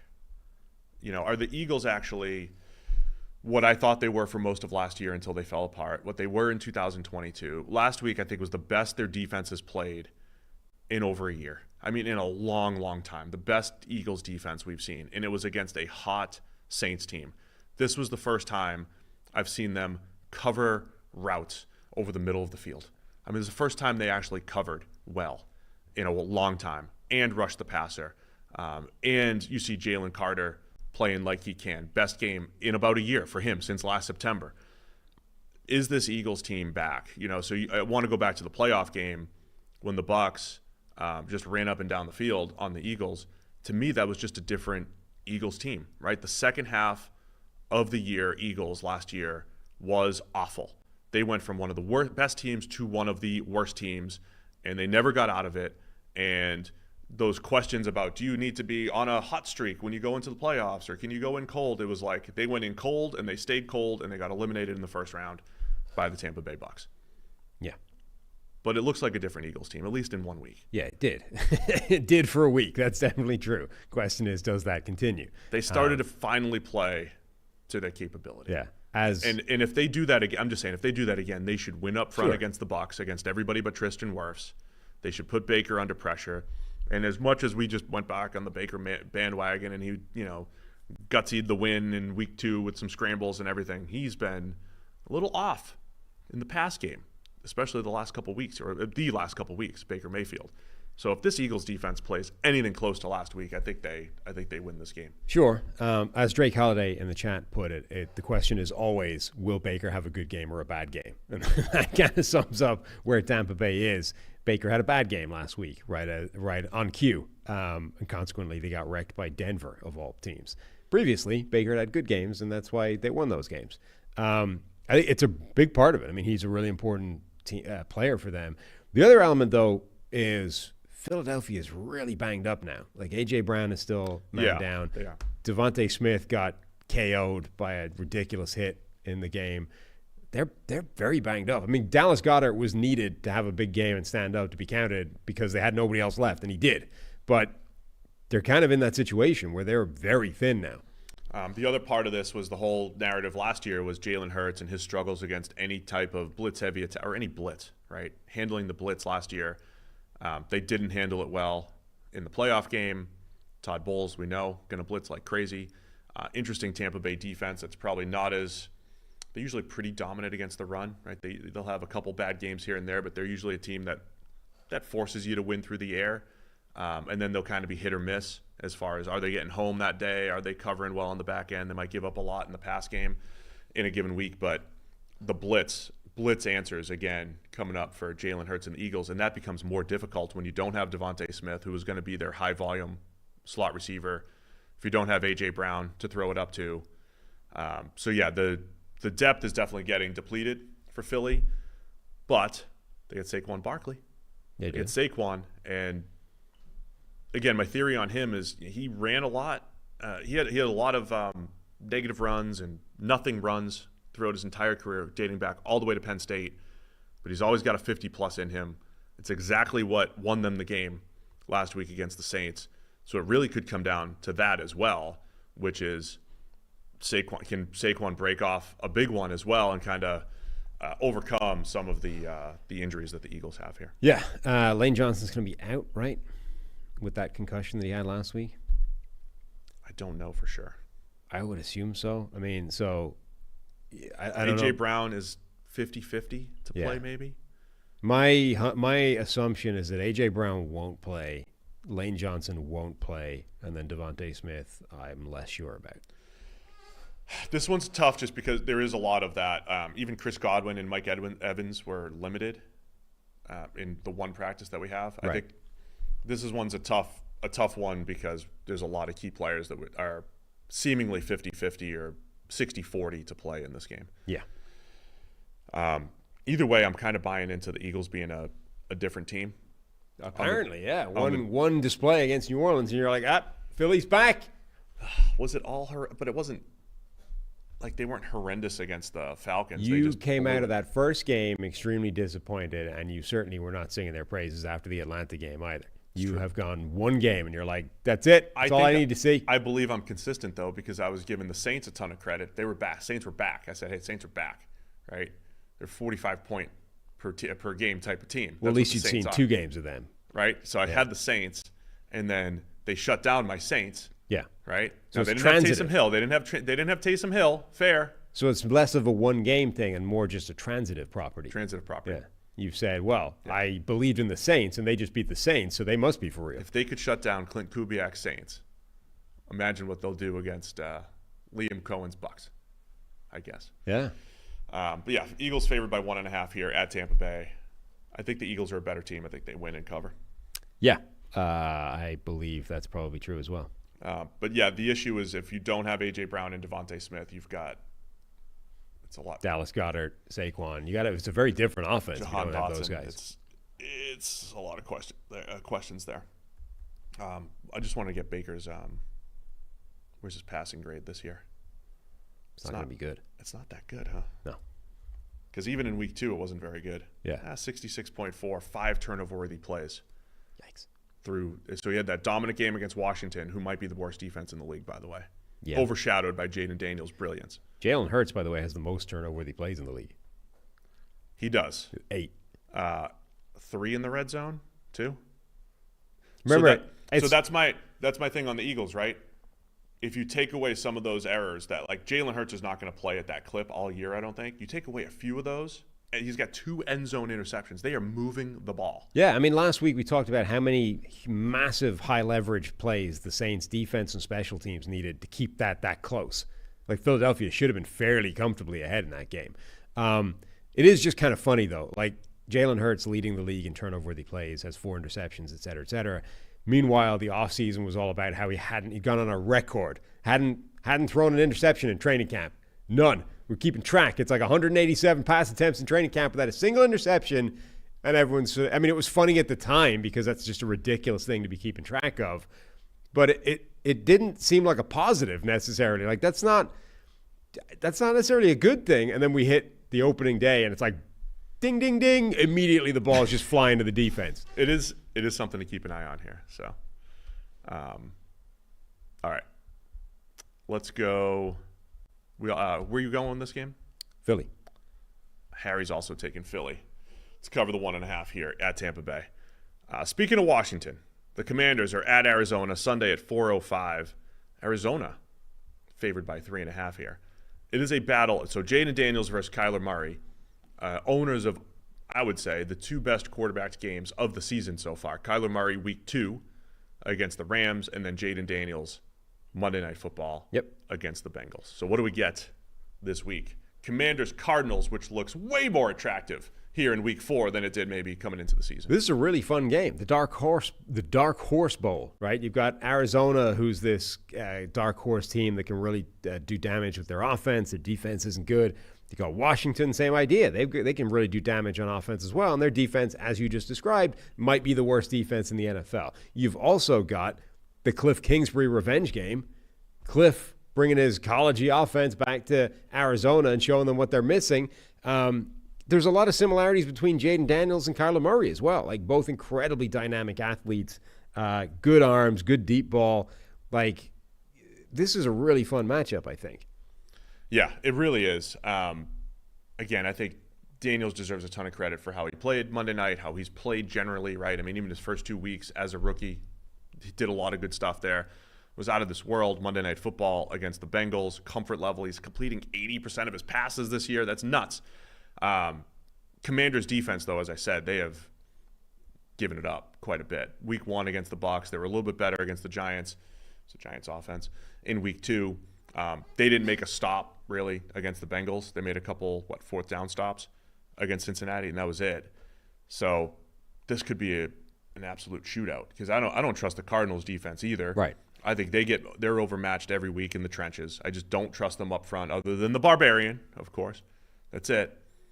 So I think we got shootout potential in this one. Over-under's 50.5, so the man in Vegas also agrees. The man in Vegas. Yeah, it does feel like a game that's got shootout written all over. Now, one thing that we didn't probably give enough attention to coming out of Monday night, all the attention was how good Jaden Daniels was.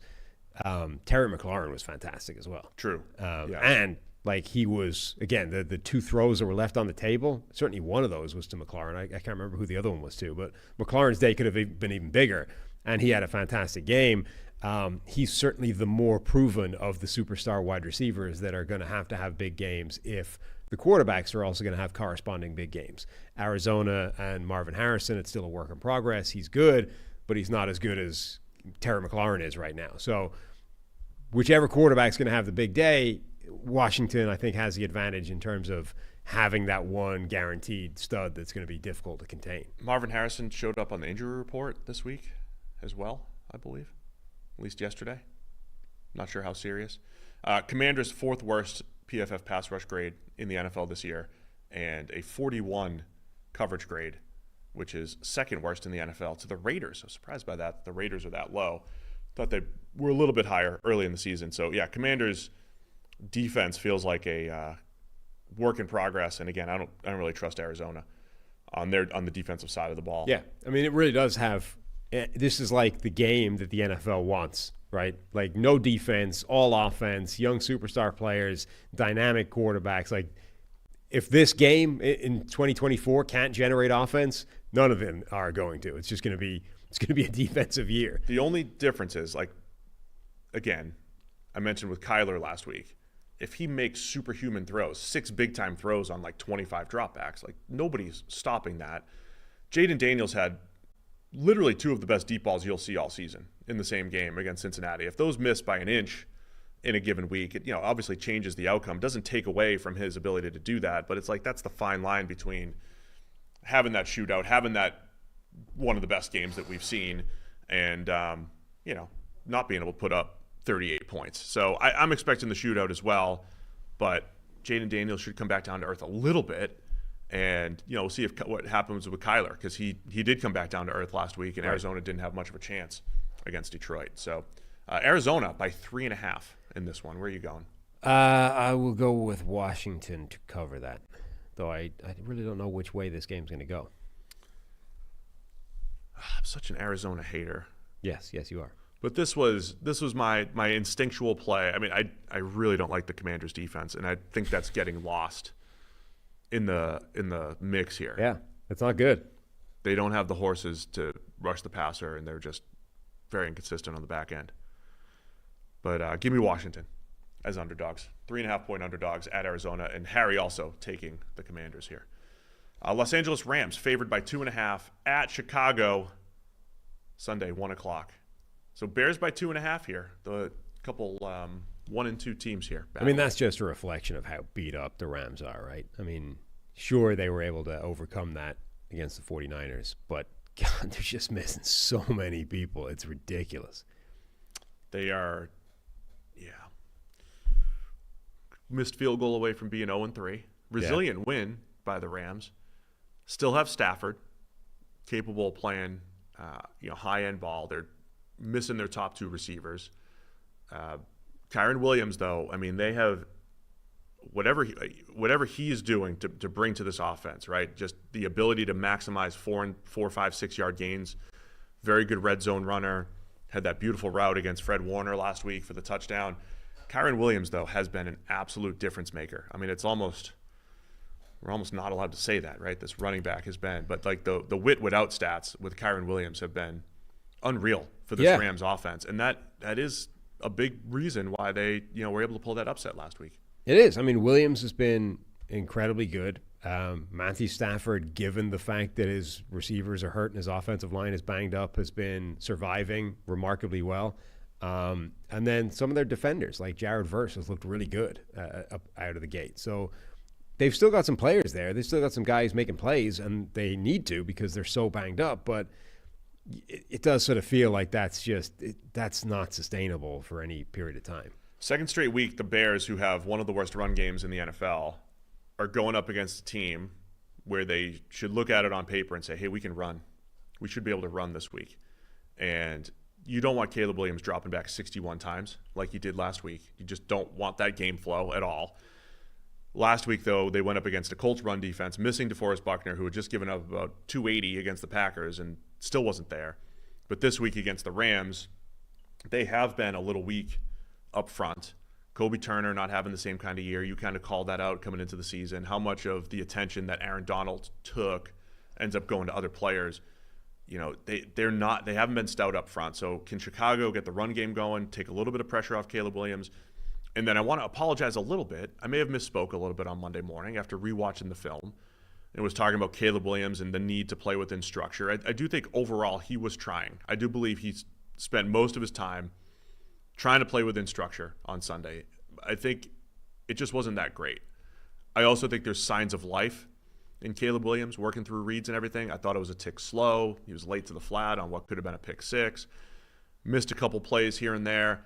And then when he does try to make the special plays, also probably just a step slower than I anticipated that it would be, right? Like unable to avoid a pressure or unable to actually make an accurate throw when he gets out of the pocket, throwing on the run.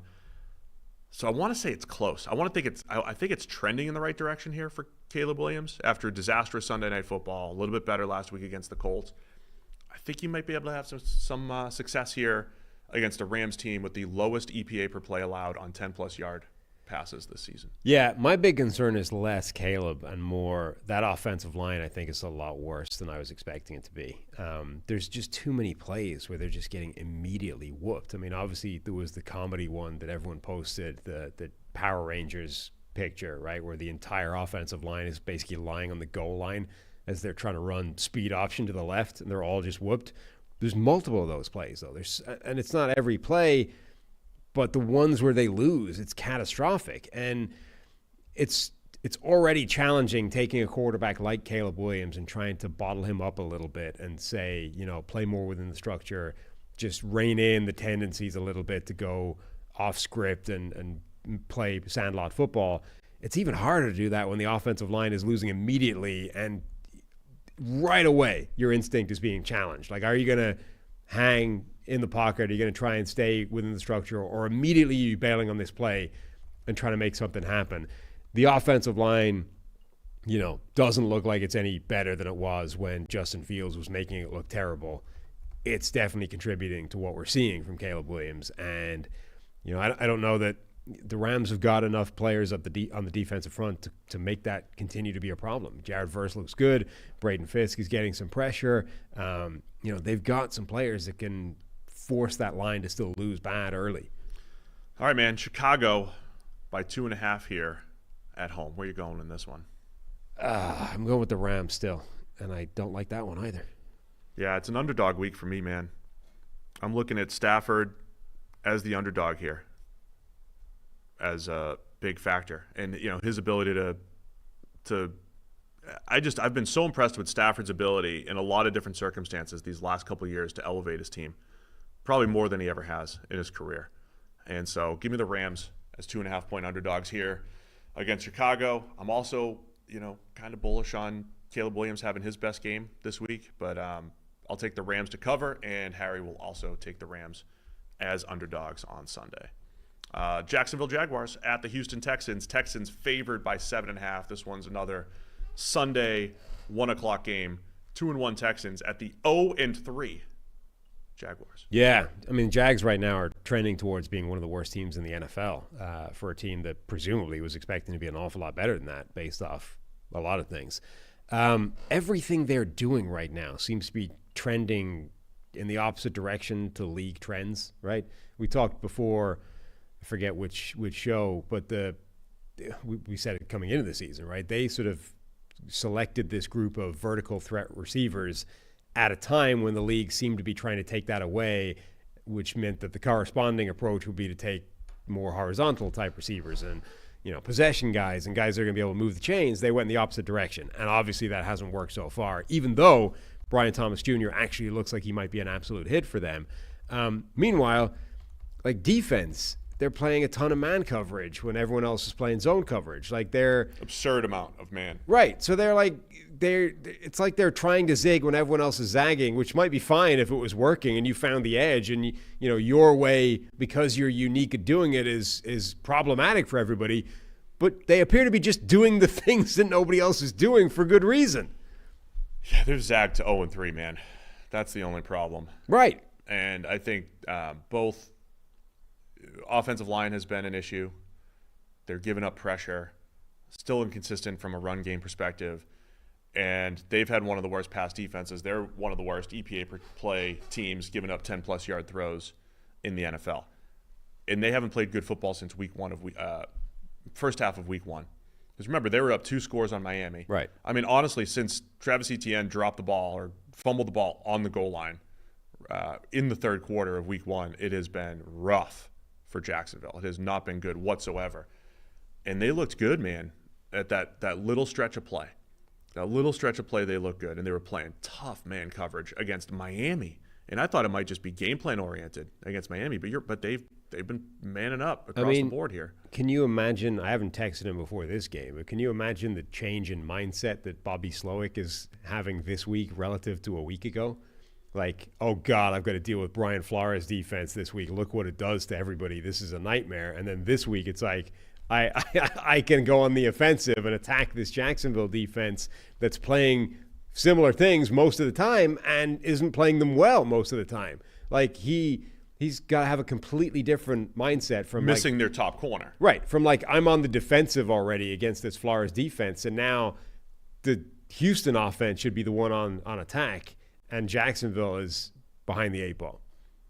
Yeah, I mean, I don't think it's ever as bad as it seems. And I think, look, I know the Jags just got whooped on Monday night, but, they were close against the Browns. You're close against the Dolphins. But it's when those things add up. And you go back and you look at this Jags schedule. That's a tough first 4 weeks of the season.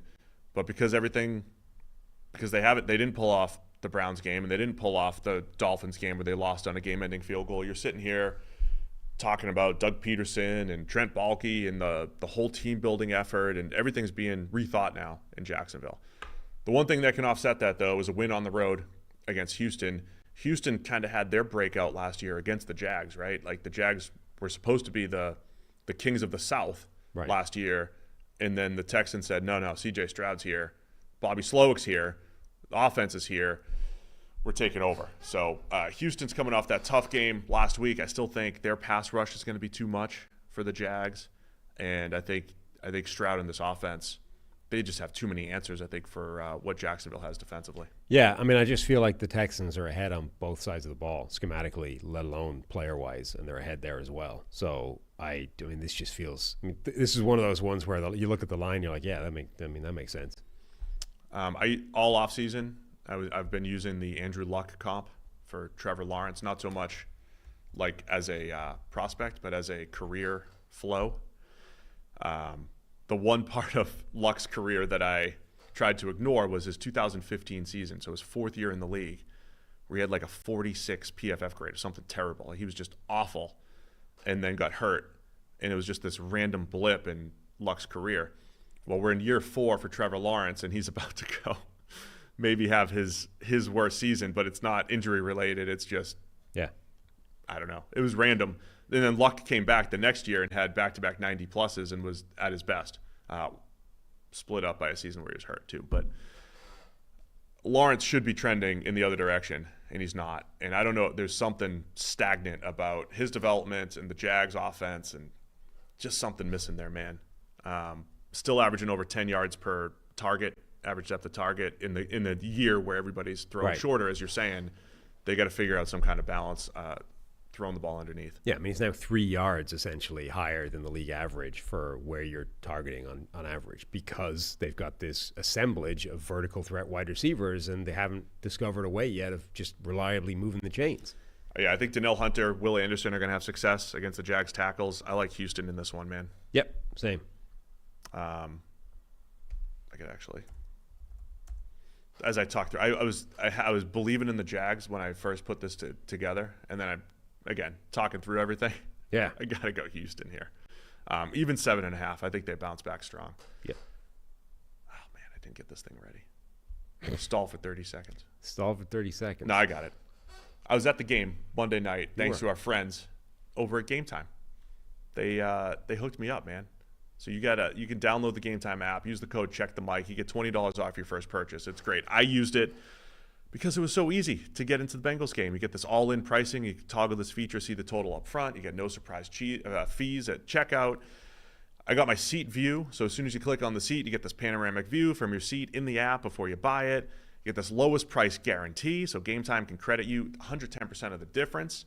And they got their purchase covered with the most flexible customer service policy in the ticketing industry. So Game Time, appreciate their support of the show, and appreciate them helping me get to Monday Night Football with the Bengals. So take the guesswork out of buying concert tickets, game tickets, whatever it might be.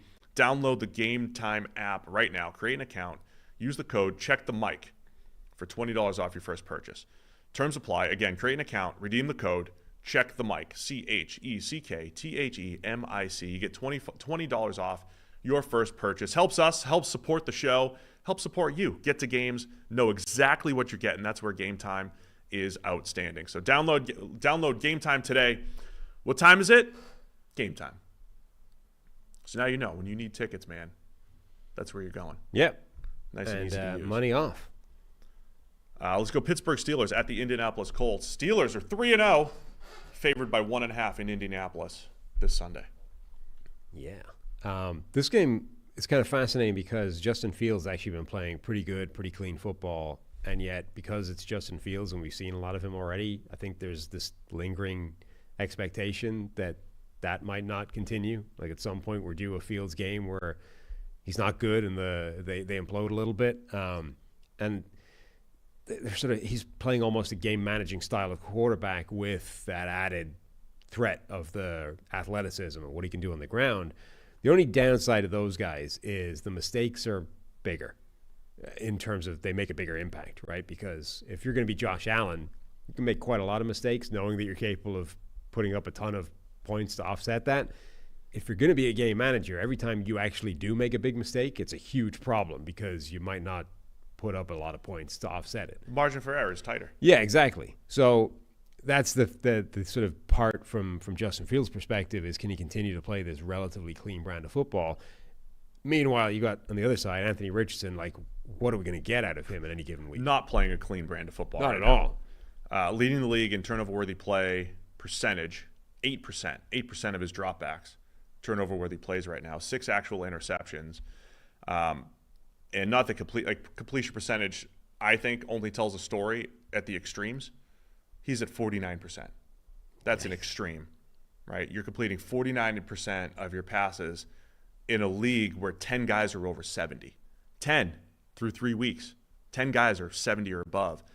So you talk about trending away from league norms. Anthony Richardson throwing the ball 13 yards per target down the field, turnover-worthy plays, not completing a high percentage. I mean, that's a stat line from the 1950s. Like, this is not a modern quarterback that we're talking about here, statistically. I mean, it's skewed a lot by week 1. He had 9 completions for 220. But this is what I'm not like when I'm in not trying to be a hater mode. When you just saw like, wow, incredible throw, incredible throw, incredible throw. It's tough to make those every single week. So same thing about Richardson in week 1.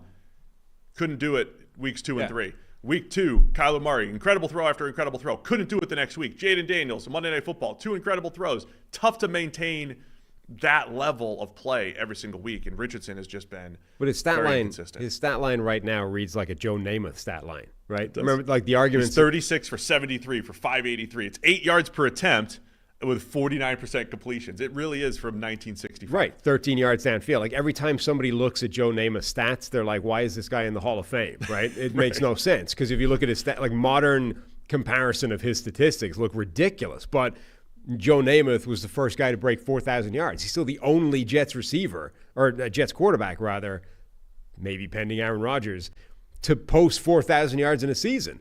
Like Namath was a pioneer, and this was playing at a time where the entire league was much more boom or bust in the passing point of view. This was the kind of time where people, that adage of, you know, when you pass the ball, 3 things can happen and 2 of them are bad. It came from this time of football. Started back then. Yeah. Well, this was why a lot of teams didn't play like that. But the Jets and Namath did, and the stats look like this. We're now like decades later, and Anthony Richardson's stats should not look like this. Nobody else's does. I would encourage all of our viewers and listeners, though, to watch the trenches in this game, particularly Pittsburgh's top-graded pass rush per PFF against the number 1 graded pass-blocking team of the Colts. Okay. You looked like you had something to add to that. No? But yeah, I think we've mentioned this every Monday coming out of the game and say, look, the Steelers have TJ Watt, Alex Highsmith banged up on the other side, but Nick Herbig comes in, looks great. 2 sacks on 8 rushes last week. Cam Hayward looks rejuvenated. And then, as expected, Indy has one of the better offensive lines in the league. So I think that entire battle. And then say what you want about Richardson. I think his presence does open things up for Jonathan Taylor. They have the good line. There's still a lot of potential with this offense. And this it might sound crazy, but hey, if Richardson just completes 5% higher of his passes, more of his passes, the offense can be really dangerous. Like it's a big what if. A little bit cleaner play from Richardson, their ability to run it, their ability to pass protect, run block, and his ability to run and create big plays. This offense is close. Might be far away, but also close all at the same time. How's that? His adjusted completion rate is still under 60%. which is, I mean, the average is probably in the 70s, right? The league average is in the 70s. Firmly in the 70s. Yes. So that is, it's at an extreme. And look, it's a little bit of decision making, but I think it's just pure misses though. The biggest thing we said about Richardson coming out of Florida, he reads it out okay. He sits in the pocket. He tries to play quarterback and just misses throws. Yeah. And I watched all his throws at Florida with no play action. You just see the same concepts over and over and over again. And one time it looks good, and another time he just completely misses it. And we're still seeing some of that. And the big what if for him was, can he make the similar jump that Lamar Jackson made, that Josh Allen made with footwork and consistency? And it's just not there yet for Richardson. No, it isn't. And it's not just not there, but it's actually very far away at the moment. And this is also like his 8th start of his career. Yeah. So take it for what it is. Pittsburgh favored by 1.5 here on the road in Indy. Where are you going with this? Where am I going with this? I'm going Pittsburgh. Looks like I just have Pittsburgh more confidence in what they have done with Fields than I have with this lottery ticket that is Anthony Richardson at the moment. I think Richardson's better than what he's shown. So I'm going to take Indy. I think they've got a chance. Again, run game wise, they have other answers on offense to kind of offset some of the 49% completions. I think that'll bump up at some point too. So give me Indy to cover here against the Steelers, and Harry will take the Steelers as 1.5-point favorites on Sunday against the Colts. Sunday at 1, Denver Broncos at the New York Jets. Jets favored by 7.5. It is the Nathaniel Hackett Bowl 2 rematch of Broncos Jets here. Okay. But this one with Aaron Rodgers. Hackett's bringing reinforcements here. Bringing his offensive coordinator. Hackett's bringing his offensive coordinator to the battle here against his former team. Yeah. It's also, I think, Olu Fashanu is going to be starting at right tackle, right? With the great Morgan Moses getting hurt. Yeah, that was last week today. A week ago, yeah. So that'll be interesting. Can that Denver defensive front get after the Jets offensive line, in particular, Fashanu, starting? I mean, I think Renner had posted on Twitter that this is why Fashanu was the right pick, right? Because the chances of both or either of those old veteran offensive tackles making it through the entire season unscathed is basically zero. I think we were all sort of assuming it's Tyron Smith based off his injury history, and it may be down the road, but Moses is actually the first one to go down. Either way, they need the guy to be able to step in and pick up that slack right away. People are complaining we didn't talk about the Steelers. You just talked forever about Justin Fields, and we highlighted their pass rush. Come on, guys. We just talked about them. Anyway, Fashanu at right tackle for the Jets, is he going to be comfortable enough right away? Because we only saw a couple snaps on last Thursday night, and does settling in, sort of having the whole week to prepare at one position, does that make a difference versus the preseason where they're like bouncing him side to side on the line, and generally that didn't look good. It reminds me, as much as I want to pull out, well, Penei Sewell took 6 weeks or 7 weeks, and you want to pull that stuff out. And Michael Orr never made the adjustment, right? He was only good at left tackle and not right tackle. Everybody develops at different times. Like Fashanu may never get it at right tackle, or it might be a week of practice of exclusive at that side where it's like, oh, look, he looks great again. But Fashanu's deal was being one of the better pass protectors I think that you and I had seen come out over the last 10 years. Not as powerful in the run game, not as effective there. So that might limit the Jets a little bit. But again, that offense looked outstanding against the Patriots last week. Rodgers looking comfortable, managing the game, just hitting open throws, manufacturing open throws when he needed to. It was the best we saw from Rodgers, and that matters because I think it's a bit of you're trending off the injury, you're trending off of the rust and everything. So if Rodgers continues to get better, the Jets, suddenly become the AFC contender that people expected. Yeah, I mean, Rodgers is quietly looking, the speculation was where in the range of outcomes is Rodgers going to land coming off his Achilles, right? He's probably not going to be back to his MVP level, but if he's 75% of that, the Jets are contenders. I mean, I would say right now he's more than 75% of that. It's just that league-wide production is down, right? So he's probably playing 85, 90% of that MVP level. It's just that overall the overall volume numbers are down for everybody. So it's not quite as obvious that he's playing, really, really good football. You got Bo Nix on the other side, coming off of his best game, looked much more comfortable.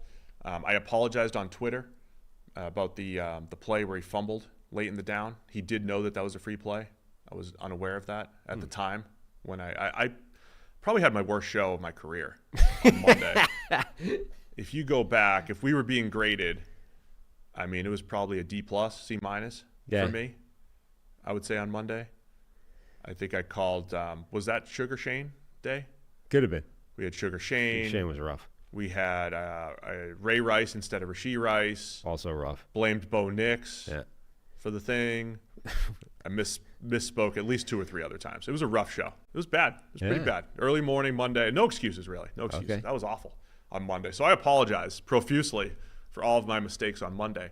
But Bo Nix played a really good game last week, and it's another thing to keep an eye on, right? When you have rookies, it's not that they always just flip a switch, but is that one of those games that his comfort level's through the roof? He's not forcing it at 10-plus yards now. He's very accurate on a couple of those passes, back shoulder and a go ball. So if that's the case, if he's going to play a little bit cleaner than he did in these first couple of weeks, Denver all of a sudden a little bit more dangerous team. Yeah, and they definitely finally ran the ball for more than 20 yards with their running backs. Right. I mean, that was a big part of it. Yeah, like Denver, if Bo Nix plays as well as he did a week ago, it's a very different proposition. So, yeah, whether he can repeat that, I think is a significant thing. Would you say Harry's he's got 24 wins? Yeah, we're all at 24. What's that out of I don't know. That's out of 48, right? So yeah, the update would be Harry's at 50% and Bo Nix is at 54.4 now.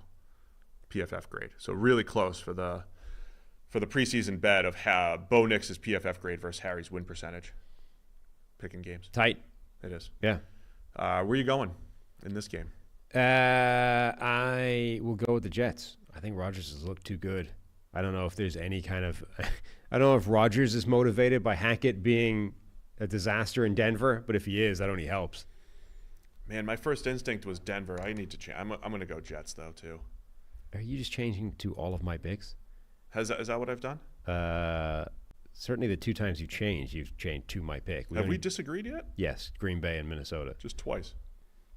And I took Indy last time. Okay, yeah. There. Yeah, so we've disagreed a couple times. No, I'm going with the Jets. I think for Nix in the passing offense, it's going to be tough against this Jets passing defense. Yeah. I think that's good. Pass defense with Sauce and company. Harry's taking the Jets here to cover the 7.5. Cincinnati Bengals at the Carolina Panthers, Sunday at 1. Bengals favored by 4.5 here. Panthers 1-2. Bengals are 0-3. And you get the Andy Dalton Red Rifle revenge game. Speaking of revenge games, the Red Rifle back at home. And by home, I mean Carolina. Yeah, I mean, it sounds silly, but it's a genuine question. Based off last week for both teams, really. The question is, can this Cincinnati defense slow the Red Rifle? Like, Andy Dalton was phenomenal. And even if you say that's almost certainly not his level, standard level, his baseline, it still showed that there's serious production in that offense. And Cincinnati's defense has generally looked pretty bad this year. So can they slow him down? Because they need to. Otherwise, the Bengals offense has got to be fairly flawless in a way that it wasn't, Monday night. Like, don't want to overrate Monday night, though. And the Bengals slowed down the Chiefs in week 2. Yeah, although, held them to 19 as we said, offensive points, 20 offensive points, something like that. But as we mentioned before, Mahomes hasn't been playing well. And it's been throwing the ball was that a lot. Part of what Cincy was doing? And Trey Hendrickson was healthy in that game. Week 1, New England's offense isn't great. They slowed them down. The Bengals were just awful on Monday. Yeah. And Jaden Daniels was awesome, just so you know. But their defense generally has not looked particularly good. And now Carolina's just coming off a game where their offense did look very good. So just in this situation where Cincinnati has left themselves no margin for error. They're 0-3. If they win this game, they're in the same spot through 4 games as they were a year ago, 1-3, right? But they don't win this game, they're toast. You mentioned on Monday, everything about Carolina looked different. Yeah. And you understand with the offense, right? When you have a quick decision maker back there and it's not completely incompetent receivers. We know Deontay Johnson can play, and we know Adam Thielen can play, and he's banged up now. But we knew that the offense might look better. But you mentioned, hey, the defense also looked better. A team that can't get after the quarterback very well, wasn't stopping the run very well. Outside of a few plays here and there, they were getting lit up through 2 weeks. If this whole team is different and playing to their capabilities, I mean, are the Panthers legitimately a threat in the NFC South? They're kind of competing with the Falcons and the Saints and the Bucs now, aren't they? Like, they're in that mix. Not saying Dalton's not going to play as well as he did on Sunday the whole year, I don't think. But he's at least given them a chance to win every single week. They're a totally different team with him there. I mean, I think they're still the fourth best team in that division. So I don't think they're really back being firmly competitive. But, that offense is dangerous now if he plays anything like the level they were. And the defense showed that it's capable of better play now that they have belief that they don't need to pitch a shutout to have any shot of winning the game. Like, it is a completely different team. I mean, the Bengals would have been, if this was a week ago, right, and you told Cincinnati they were going to come out on the bad end of another game, they're 0-3, they would be looking ahead and going, well, it's okay, at least we'll get one back the following week against Carolina. We'll be 1-3, the same as a week ago. Well, now you're looking at it and going, not necessarily. You got to, your defense is really going to need to step up to make that happen. If the Bengals defense wasn't so bad, we'd be talking about how good their offense was. Yes. And the fact that they found Jamar Chase one-on-one a couple times, right? As soon as they got those one-on-ones, they threw it deep. That was old school Bengals. Old school as in like 2 years ago. Old school Bengals where, Jamar's one-on-one, give him a shot. It's a touchdown. T. Higgins was back. They still have that game in week 2 with the tight ends. Like they have a lot of options on offense. It really does come down to they have to make some kind of adjustment on the defensive side of the ball, figure out a way to manufacture pressure. Maybe they start blitzing more. They've been banged up at defensive tackle. They're getting no production opposite Trey Hendrickson. When he's playing through injury, clearly they couldn't get anything close to Jaden Daniels. I might switch my pick on this one. I might go to the Bengals here. Yeah. My initial instinct was Carolina, but I think Cincinnati still trust in their offense to kind of carry them, and they should have a good game against Carolina. Over-under being 47.5, similar to this Commanders-Cardinals game, I think. Vegas expecting a lot of points. Yeah. I'm kind of in the same boat in terms of my instinct actually says Carolina covers this, but the Bengals need it. And they've already sort of shown once this year that they can kind of will themselves out of a weird situation. Like, okay, they didn't get the win, but they went toe-to-toe with Kansas City in a way that I don't think people expected based off that week 1. They were able to snap out of that funk immediately and go, no, we need this game to be good. And they were right there with Kansas City in a fight.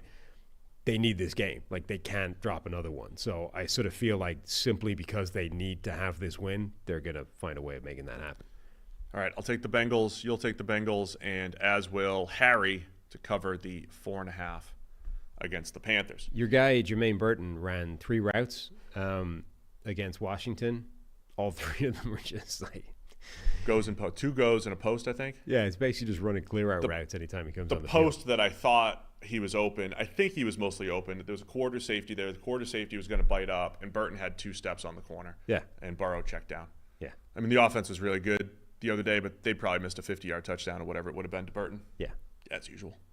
It's there. It's there. I mean, it's certainly worth, given what he's done previously, it's probably worth taking a shot at. He deserves 2 to 3 the second deep ball targets per game. The second one was an outside release against quarters again. I think he had him stacked there too. I would have taken a shot at that as well. Like, yeah. Those are that's the look that if he got that for Chase, he'd put the ball in the air one-on-one. I'm not saying Burton is Chase, but vertically is where he wins. He's only on there for 3 snaps. You might as well see if one of them works. Here's what I am saying, though. The Bengals offense that was so dink and dunk over the last couple of years at various points, Burton, you will have to account for Burton. Jermaine Burton, rookie 3rd rounder with a safety. It opens up for Jamar Chase and T. Higgins and those tight ends and the run game, just having them out there. And particularly that becomes significantly more potent if you actually threaten it. Like, running him deep is one thing. No, but targeting you take a couple. Yeah, you take a couple shots per game. It opens everything up the same way Jamison Williams might for the Lions when he's out there stealing 50-yarders every now and then. Him being out there running 3 snaps and running deep every time, potentially being open, that changes the defense in and of itself. But it changes it a lot more if Burrow takes a shot at it and scares you with that. 3 more games to discuss, but with all this football on, let's be honest. Nobody wants to fumble their grooming routine, Sam. No, they don't. That's right. That's where Manscaped's Performance Package 5.0 Ultra comes into play, acting as your all-in-one grooming playbook. From keeping things sharp down below with the Lawnmower 5.0 Ultra to taking care of those rogue nose and ear hairs with the Weed Whacker 2.0, this is the lineup that keeps you looking and feeling like a champ both on and off the field. There are even some free gifts included. We talked about this extensively yesterday, but the Performance Package 5.0 Ultra doesn't stop at grooming essentials. It also includes the 2 free gifts, the Boxers 2.0 Midnight Bravo 2.0. I got the 1.0s. I want these 2.0 Midnight Bravos. And then the Shed 2.0 toiletry bag, which I know is your go-to when you're on the road. Premium gear to ensure you're always ready for action, whether at home or on the road. So you guys can all join the over 10 million men worldwide who trust Manscaped and get ready for kickoff by heading over to manscaped.com. So you use the code MIKE20, that's 20% off, plus free shipping. MIKE20, M-I-C-20, over at manscaped.com, 20% off, plus free shipping. Also, I like when people screenshot the purchase for us and say, hey, we're in. We're in on this deal. Hell yeah. We had multiple people say, we don't know if you guys are going to have Manscaped back, but if you do, we want in. We need to know what the promo code is. And first off, we appreciate those people that jumped in and support the podcast, but highly recommend Manscaped. Mike20, you get you 20% off over at manscaped.com. Cleveland Browns at the Las Vegas Raiders. 1-2 versus 1-2 here Sunday at 4:25. Vegas favored by 1.5 per the man in Vegas. The man in Vegas. Inside job. Don't say that. Can't say that. No.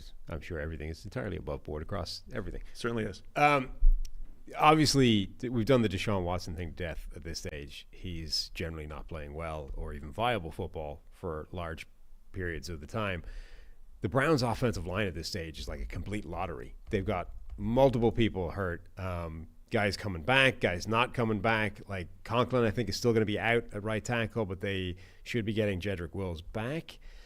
Or at least he's a question mark. Like, they're banged up inside. Wyatt Teller's definitely down, right? Like, this is it's a complete unknown, I think, what the offensive line is going to look like, which generally I don't think has been a huge part of the Watson can't possibly play well. Look at this offensive line. I think that's been wildly overblown, but it could easily be in this game. Can I clarify really quick that I meant Manscaped purchase screenshots? Yes, you absolutely do not want other screenshots.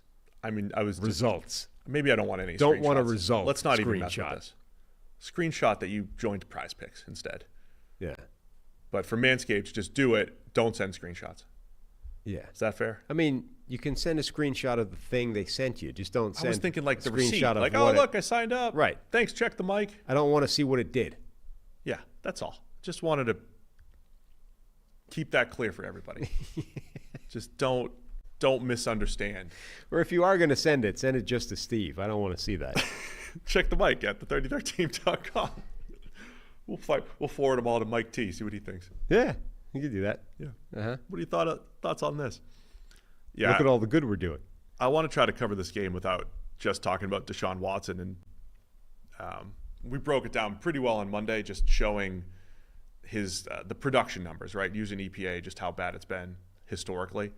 That's on the back of getting sacked 8 times the other day. I mean, the Raiders might have either one of 2 borderline starting quarterbacks, and they have the better quarterback in this game.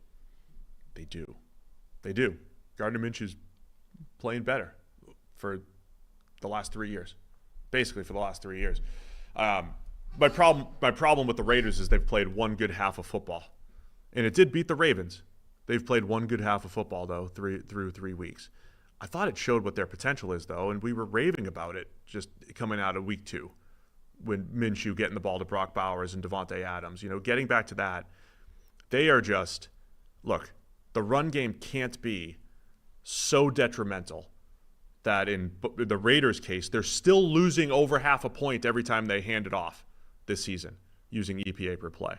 It's 3 times worse than any other run game in the NFL. You can't play football like that. You just can't do it. Gardner Minshew's not good enough to just drop back 45 times and still put up, 26, 27 points a game and win games. You can't do that.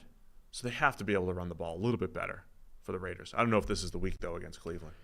Yeah, I mean, their run game has been disastrous. Minshew will continue as a starting quarterback, even though that became kind of up in the air the way Antonio Pierce was answering questions after the game. He has since clarified that Minshew is the starting quarterback. There's no issue whatsoever there, and any inference in my previous line of questioning was entirely accidental. See, he's not above board like like me.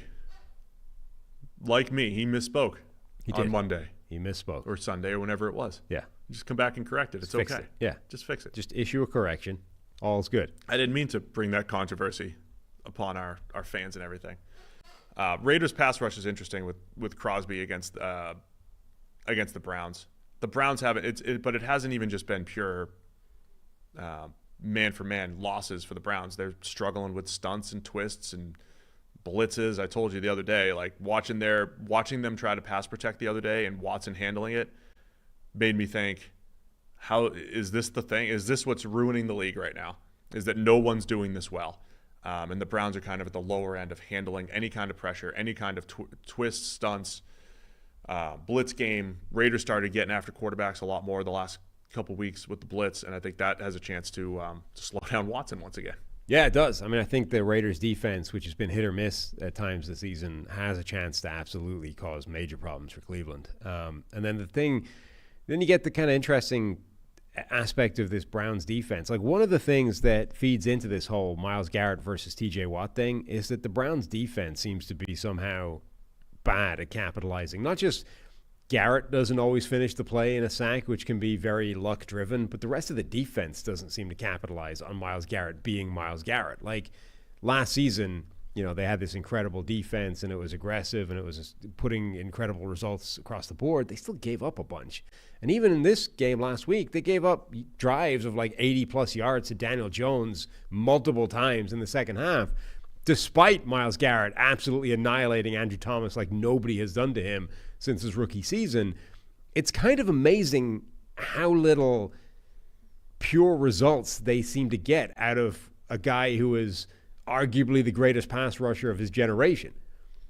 I completely agree. Because you just go watch the one-on-one reps against Andrew Thomas. And some of them it's like, okay, the ball is out in 1.8 seconds, right? And some of it's like you chose to win in 1.8 seconds on a play where the ball's completely out. If it was a 2-second pass, which is really fast, he's probably getting hit, Daniel Jones. Yeah, and this is the funny thing. It's like this is not even a nerds versus tape thing. Like, you go and just anybody at this stage, just tell them to watch Myles Garrett against Andrew Thomas. Like, all of the sort of hardcore tape watching people are like, this is absolute alien stuff. Nobody else is doing this. Like, absurd game from him, and yet didn't end up with the kind of results that it should have had. All right. Raiders favored by 1.5 here, Sunday, 425. Where are you going with this one? I'm going with the Raiders. I think that defense will stifle the Cleveland offense again, and then I don't know that the reverse is going to be true. I'll take Cleveland to cover the 1.5. I don't love it. Harry's also going to take Cleveland. Another narrative type thing. I mean, if Watson has another disastrous outing, is there ever talk of Jameis Winston coming in? Is there ever talk of Watson getting It has to be at some point. Like, the mental break? I don't even think it's a mental break. Like, at some point, you just have to say this isn't going to happen. We're out. Like, but it has to be coming. There's only so long you can watch this unfold before you're like, I know this is it codifies what would be the worst move that's ever been made from a personnel standpoint in NFL history. However, at some point it is a sunk cost, and your only option is to acknowledge that it is a bad move and move on, right? I mean, that has to be coming. It's just a case of how many games off it is. They just pushed all that money. I don't know. Anyway, New England Patriots at the San Francisco 49ers. The Niners favored by 10.5. It's Sunday, 4:05 Eastern time for this one. A couple one and two teams here battling. Yeah, just a couple of teams that are basically the same. That's why records are so funny. Like I said, I mean, I don't think the sky's falling in San Francisco. They're a Jake Moody missed field goal from just being 2-1 with, their only loss was against the guy that owns their scheme and Brian Flores, and it's not that bad. But the fact that they collapsed against the Rams makes it feel a little worse for the Niners. Never draft kickers. That's the takeaway there. Never, don't even sign them either. Just never. No, sign them. Just never draft them. Never Certainly draft not kickers in the third round. The nerds say you could draft punters though. That's legal. Yeah. I mean, the best two kickers in the league: Justin Tucker, undrafted free agent; Brandon Aubrey, who had to bounce. He wasn't even he didn't even play in college. He had to bounce around to whatever the UFL or whatever the league was he was tearing up before the Cowboys got him. Yeah, don't draft a kicker. Certainly not in the third round. 49ers are not terrible. They are, however, extremely banged up. I am curious if there's any bounce back to be had for the Patriots, or if they are simply who we thought they were before the season. Like, does last week represent just a reset, an adjustment, an actual alignment of where we thought this team was going to be, or were they exceptionally bad last week and they're going to be better again? You know what I think they're going to be, the Patriots? Last year's Cardinals. Last year's Cardinals were on paper, before Kyler Murray came back. Yeah. On paper, they were overmatched every week.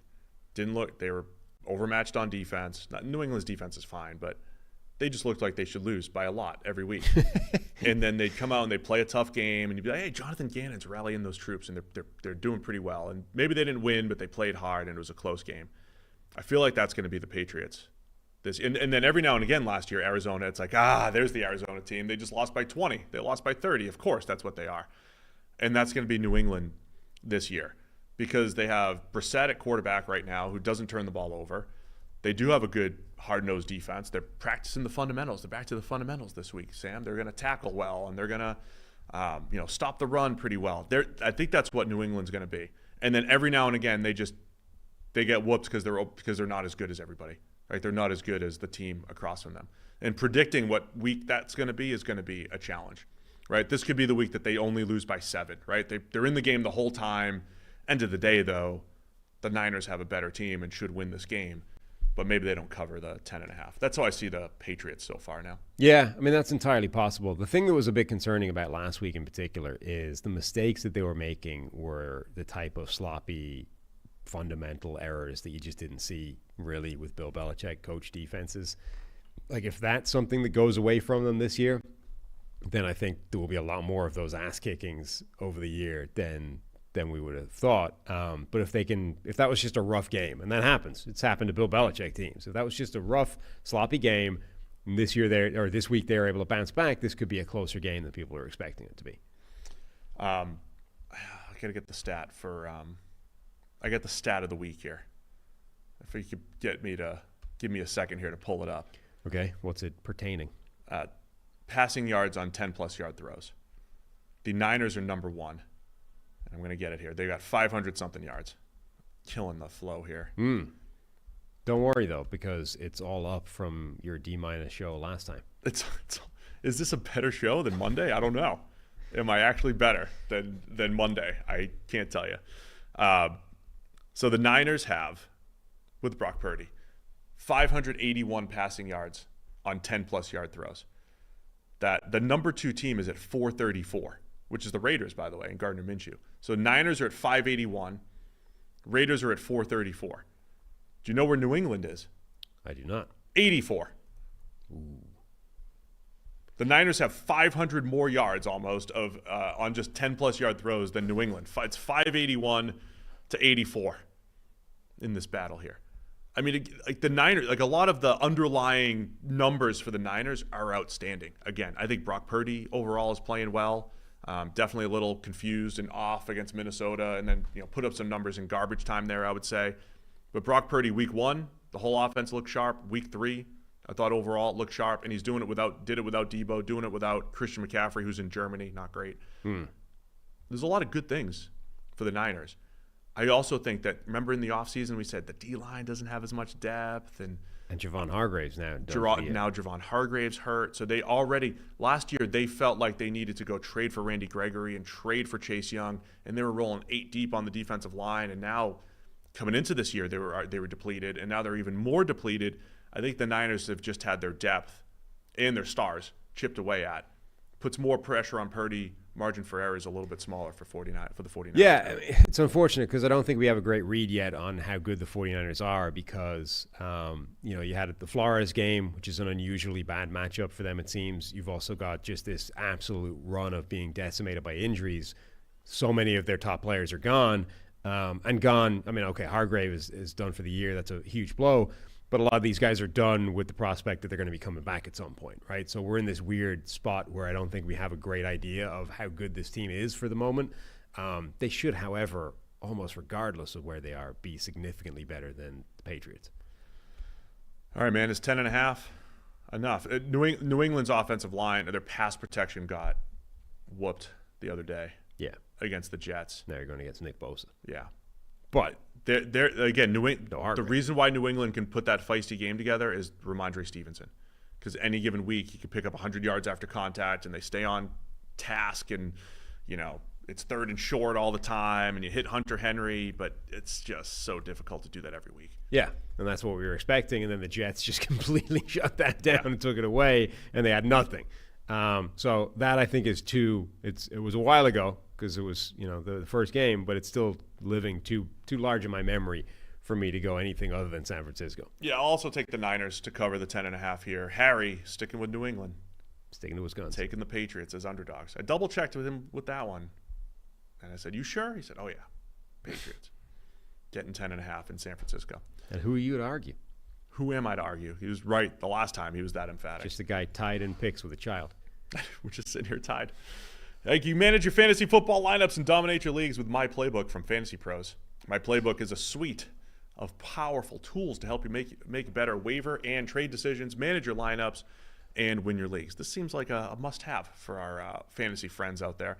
My Playbook also provides unique insights like league power rankings, playoff probability, advanced weekly league analysis, and more. So created by Fantasy Pros, the #1 fantasy sports advice and tools provider in the world, this app will let you import your team for free to get custom fantasy football news, rankings, and analysis. So sync your leagues today over at fantasypros.com/33team-playbook or download the My Playbook app. So get the app, or if you're doing it on the web, fantasypros.com/33team-playbook.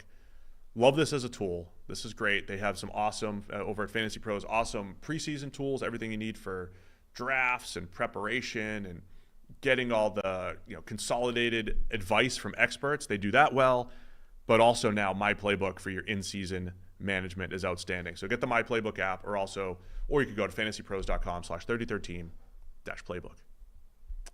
The last game, and we need one more double check. Is this 16 games? Did we do it? We didn't forget anybody? Tennessee Titans at the Miami Dolphins. The first game on Monday Night Football, 7:30 Eastern. Dolphins by 1.5 here. Skylar Thompson going up against. Is Skylar playing? Yeah, who is right? playing? They're not gonna. You mean he just got hurt? He got concussed. What do we have for injury report here for Miami? Considered day-to-day with a rib injury. Oh, that's what it was. Yeah, slightly favors sitting week 4. Yikes. So we might get Tim Boyle. I immediately retract my statement about 2 Monday Night Football games. There's no way they would start Tim Boyle, right? They would put Tyler Huntley in there. Yeah, Huntley's been with the team about a week. Either way, it's Titans-Dolphins. I'm taking a week of Tyler Huntley over Tim Boyle. Huntley's been there about a week. I think he has a chance to, with his ability to scramble, create with his legs, and he's a pretty underrated passer. He's a former Pro Bowler, right? So you got a former Pro Bowler. Tyler Snoop Huntley here. I think you got to go with him over Tim Boyle. Yeah. Yes. Over-under 36.5 here, by the way. Right. Yeah, so look, I don't have confidence in any of the quarterbacks Miami is capable of deploying in this game. Tyler Huntley I would have the most confidence in, and he's only been there a very short period of time. So that's his big drawback. The Titans' offensive line, though, is just an absolute mess still. Right tackle in particular is a nightmare. Nicholas Petit-Frere has been bad. The only problem is they don't have anybody better. So that's an issue. They're giving up pressure elsewhere. Will Levis is making the pressure look worse. You were asking, there's a giant disconnect between PFF pressure numbers and is it NGS pressure numbers? Yeah, it's not giant, but it's a large. It's like 18-10. Where right. NGS is that much higher. That's quite a large gap between 3 weeks. I guess it is. I think it was 18-10. My hunch it's all those wild Will Levis lurches in the pocket that end up removing the leverage of his offensive lineman and creating pressure. Yeah. And they're like, Skoronski's guy gave up pressure there. Like, yeah, because Levis launched himself 5 yards to the left randomly. I'm not biased in these situations, but I know how PFF works. I've seen the numbers that have been spit out by anyone using the chips in the shoulder pads, multiple sources. I trust PFF's numbers a lot more because I think the context is proper there. Either way, if I told you that the highest graded offensive lineman for the Titans would be rookie left tackle J.C. Latham. Right. After all we talked about in the preseason, issues with inside moves, flipping from right to left, he's played some really good football these last couple of weeks. Yeah, he has. And he's been fine. The other ones have not had. It also shows, the rest of the line has, like, Lloyd Cushenberry's underwhelmed a little bit. Right tackle's an issue. Skoronski, by any measure, isn't playing great. Certainly not relative to year 2 expectations for him. And I think there are at least elements of that offensive line I think can and will get better over the year, but right now it's a concern. It's not helping Will Levis, and Will Levis is already capable of self-destructing. So Miami's defense could absolutely keep them in this game if they can get after Levis and really cause problems.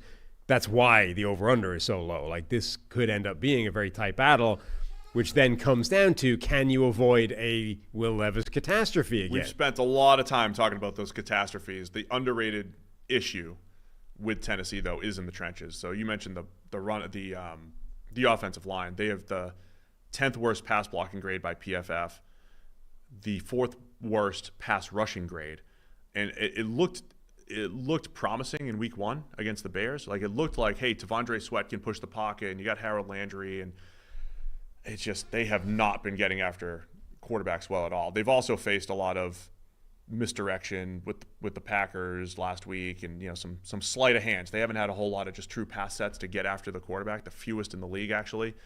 But I have some concerns with Tennessee in the trenches so far through 3 weeks here. Yeah. Miami on the other side, I mean, if it is Huntley, let's assume it's Huntley. I think that's where they have to go, right? Or Boyle. You're trying to find that balance of, okay, he's not Tua, neither one's Tua, neither one's going to get the ball out as quickly as he does, but you still have to find a way to get the ball to your playmakers. Miami's run game was non-existent last week against Seattle.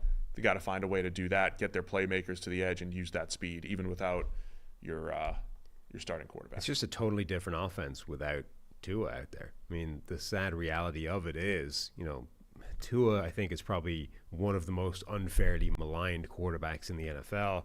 Maybe he is, quote unquote, a product of Mike McDaniel, but I think what we're seeing is he's quite obviously a significant contributing factor to that success as well. Like, he brings unique traits to that McDaniel offense that make it especially good with him at quarterback. As soon as you take him out, almost regardless of who else goes in there, it's a totally different system. Okay. Calais Campbell, Zach Sealer, I think they can take advantage of the guards in Tennessee. They had a good week last week, sneaky good week last week against Seattle. Mm-hmm. I almost want to go Witt out here. I think Huntley could put together a good game for Miami. I don't trust Tim Boyle to do such things. No, I mean, if Tim Boyle plays, they're definitely losing. I don't think they're winning with any of the quarterbacks. Any of the 3, I don't think they win. So I'm fine without. They're all the same to me. Remember last year on Monday Night Football, the Titans pulled the upset with the old go for 2 early, and it was a bad loss by the Dolphins, and a sneaky good win for the Titans. So Monday Night Football rematch. Dolphins by 1.5. Where are you going with this one? Tennessee. I'll take Tennessee. I think unless Huntley starts. No, I'll take Tennessee. I'll go Tennessee regardless. Harry's taking Miami. Okay.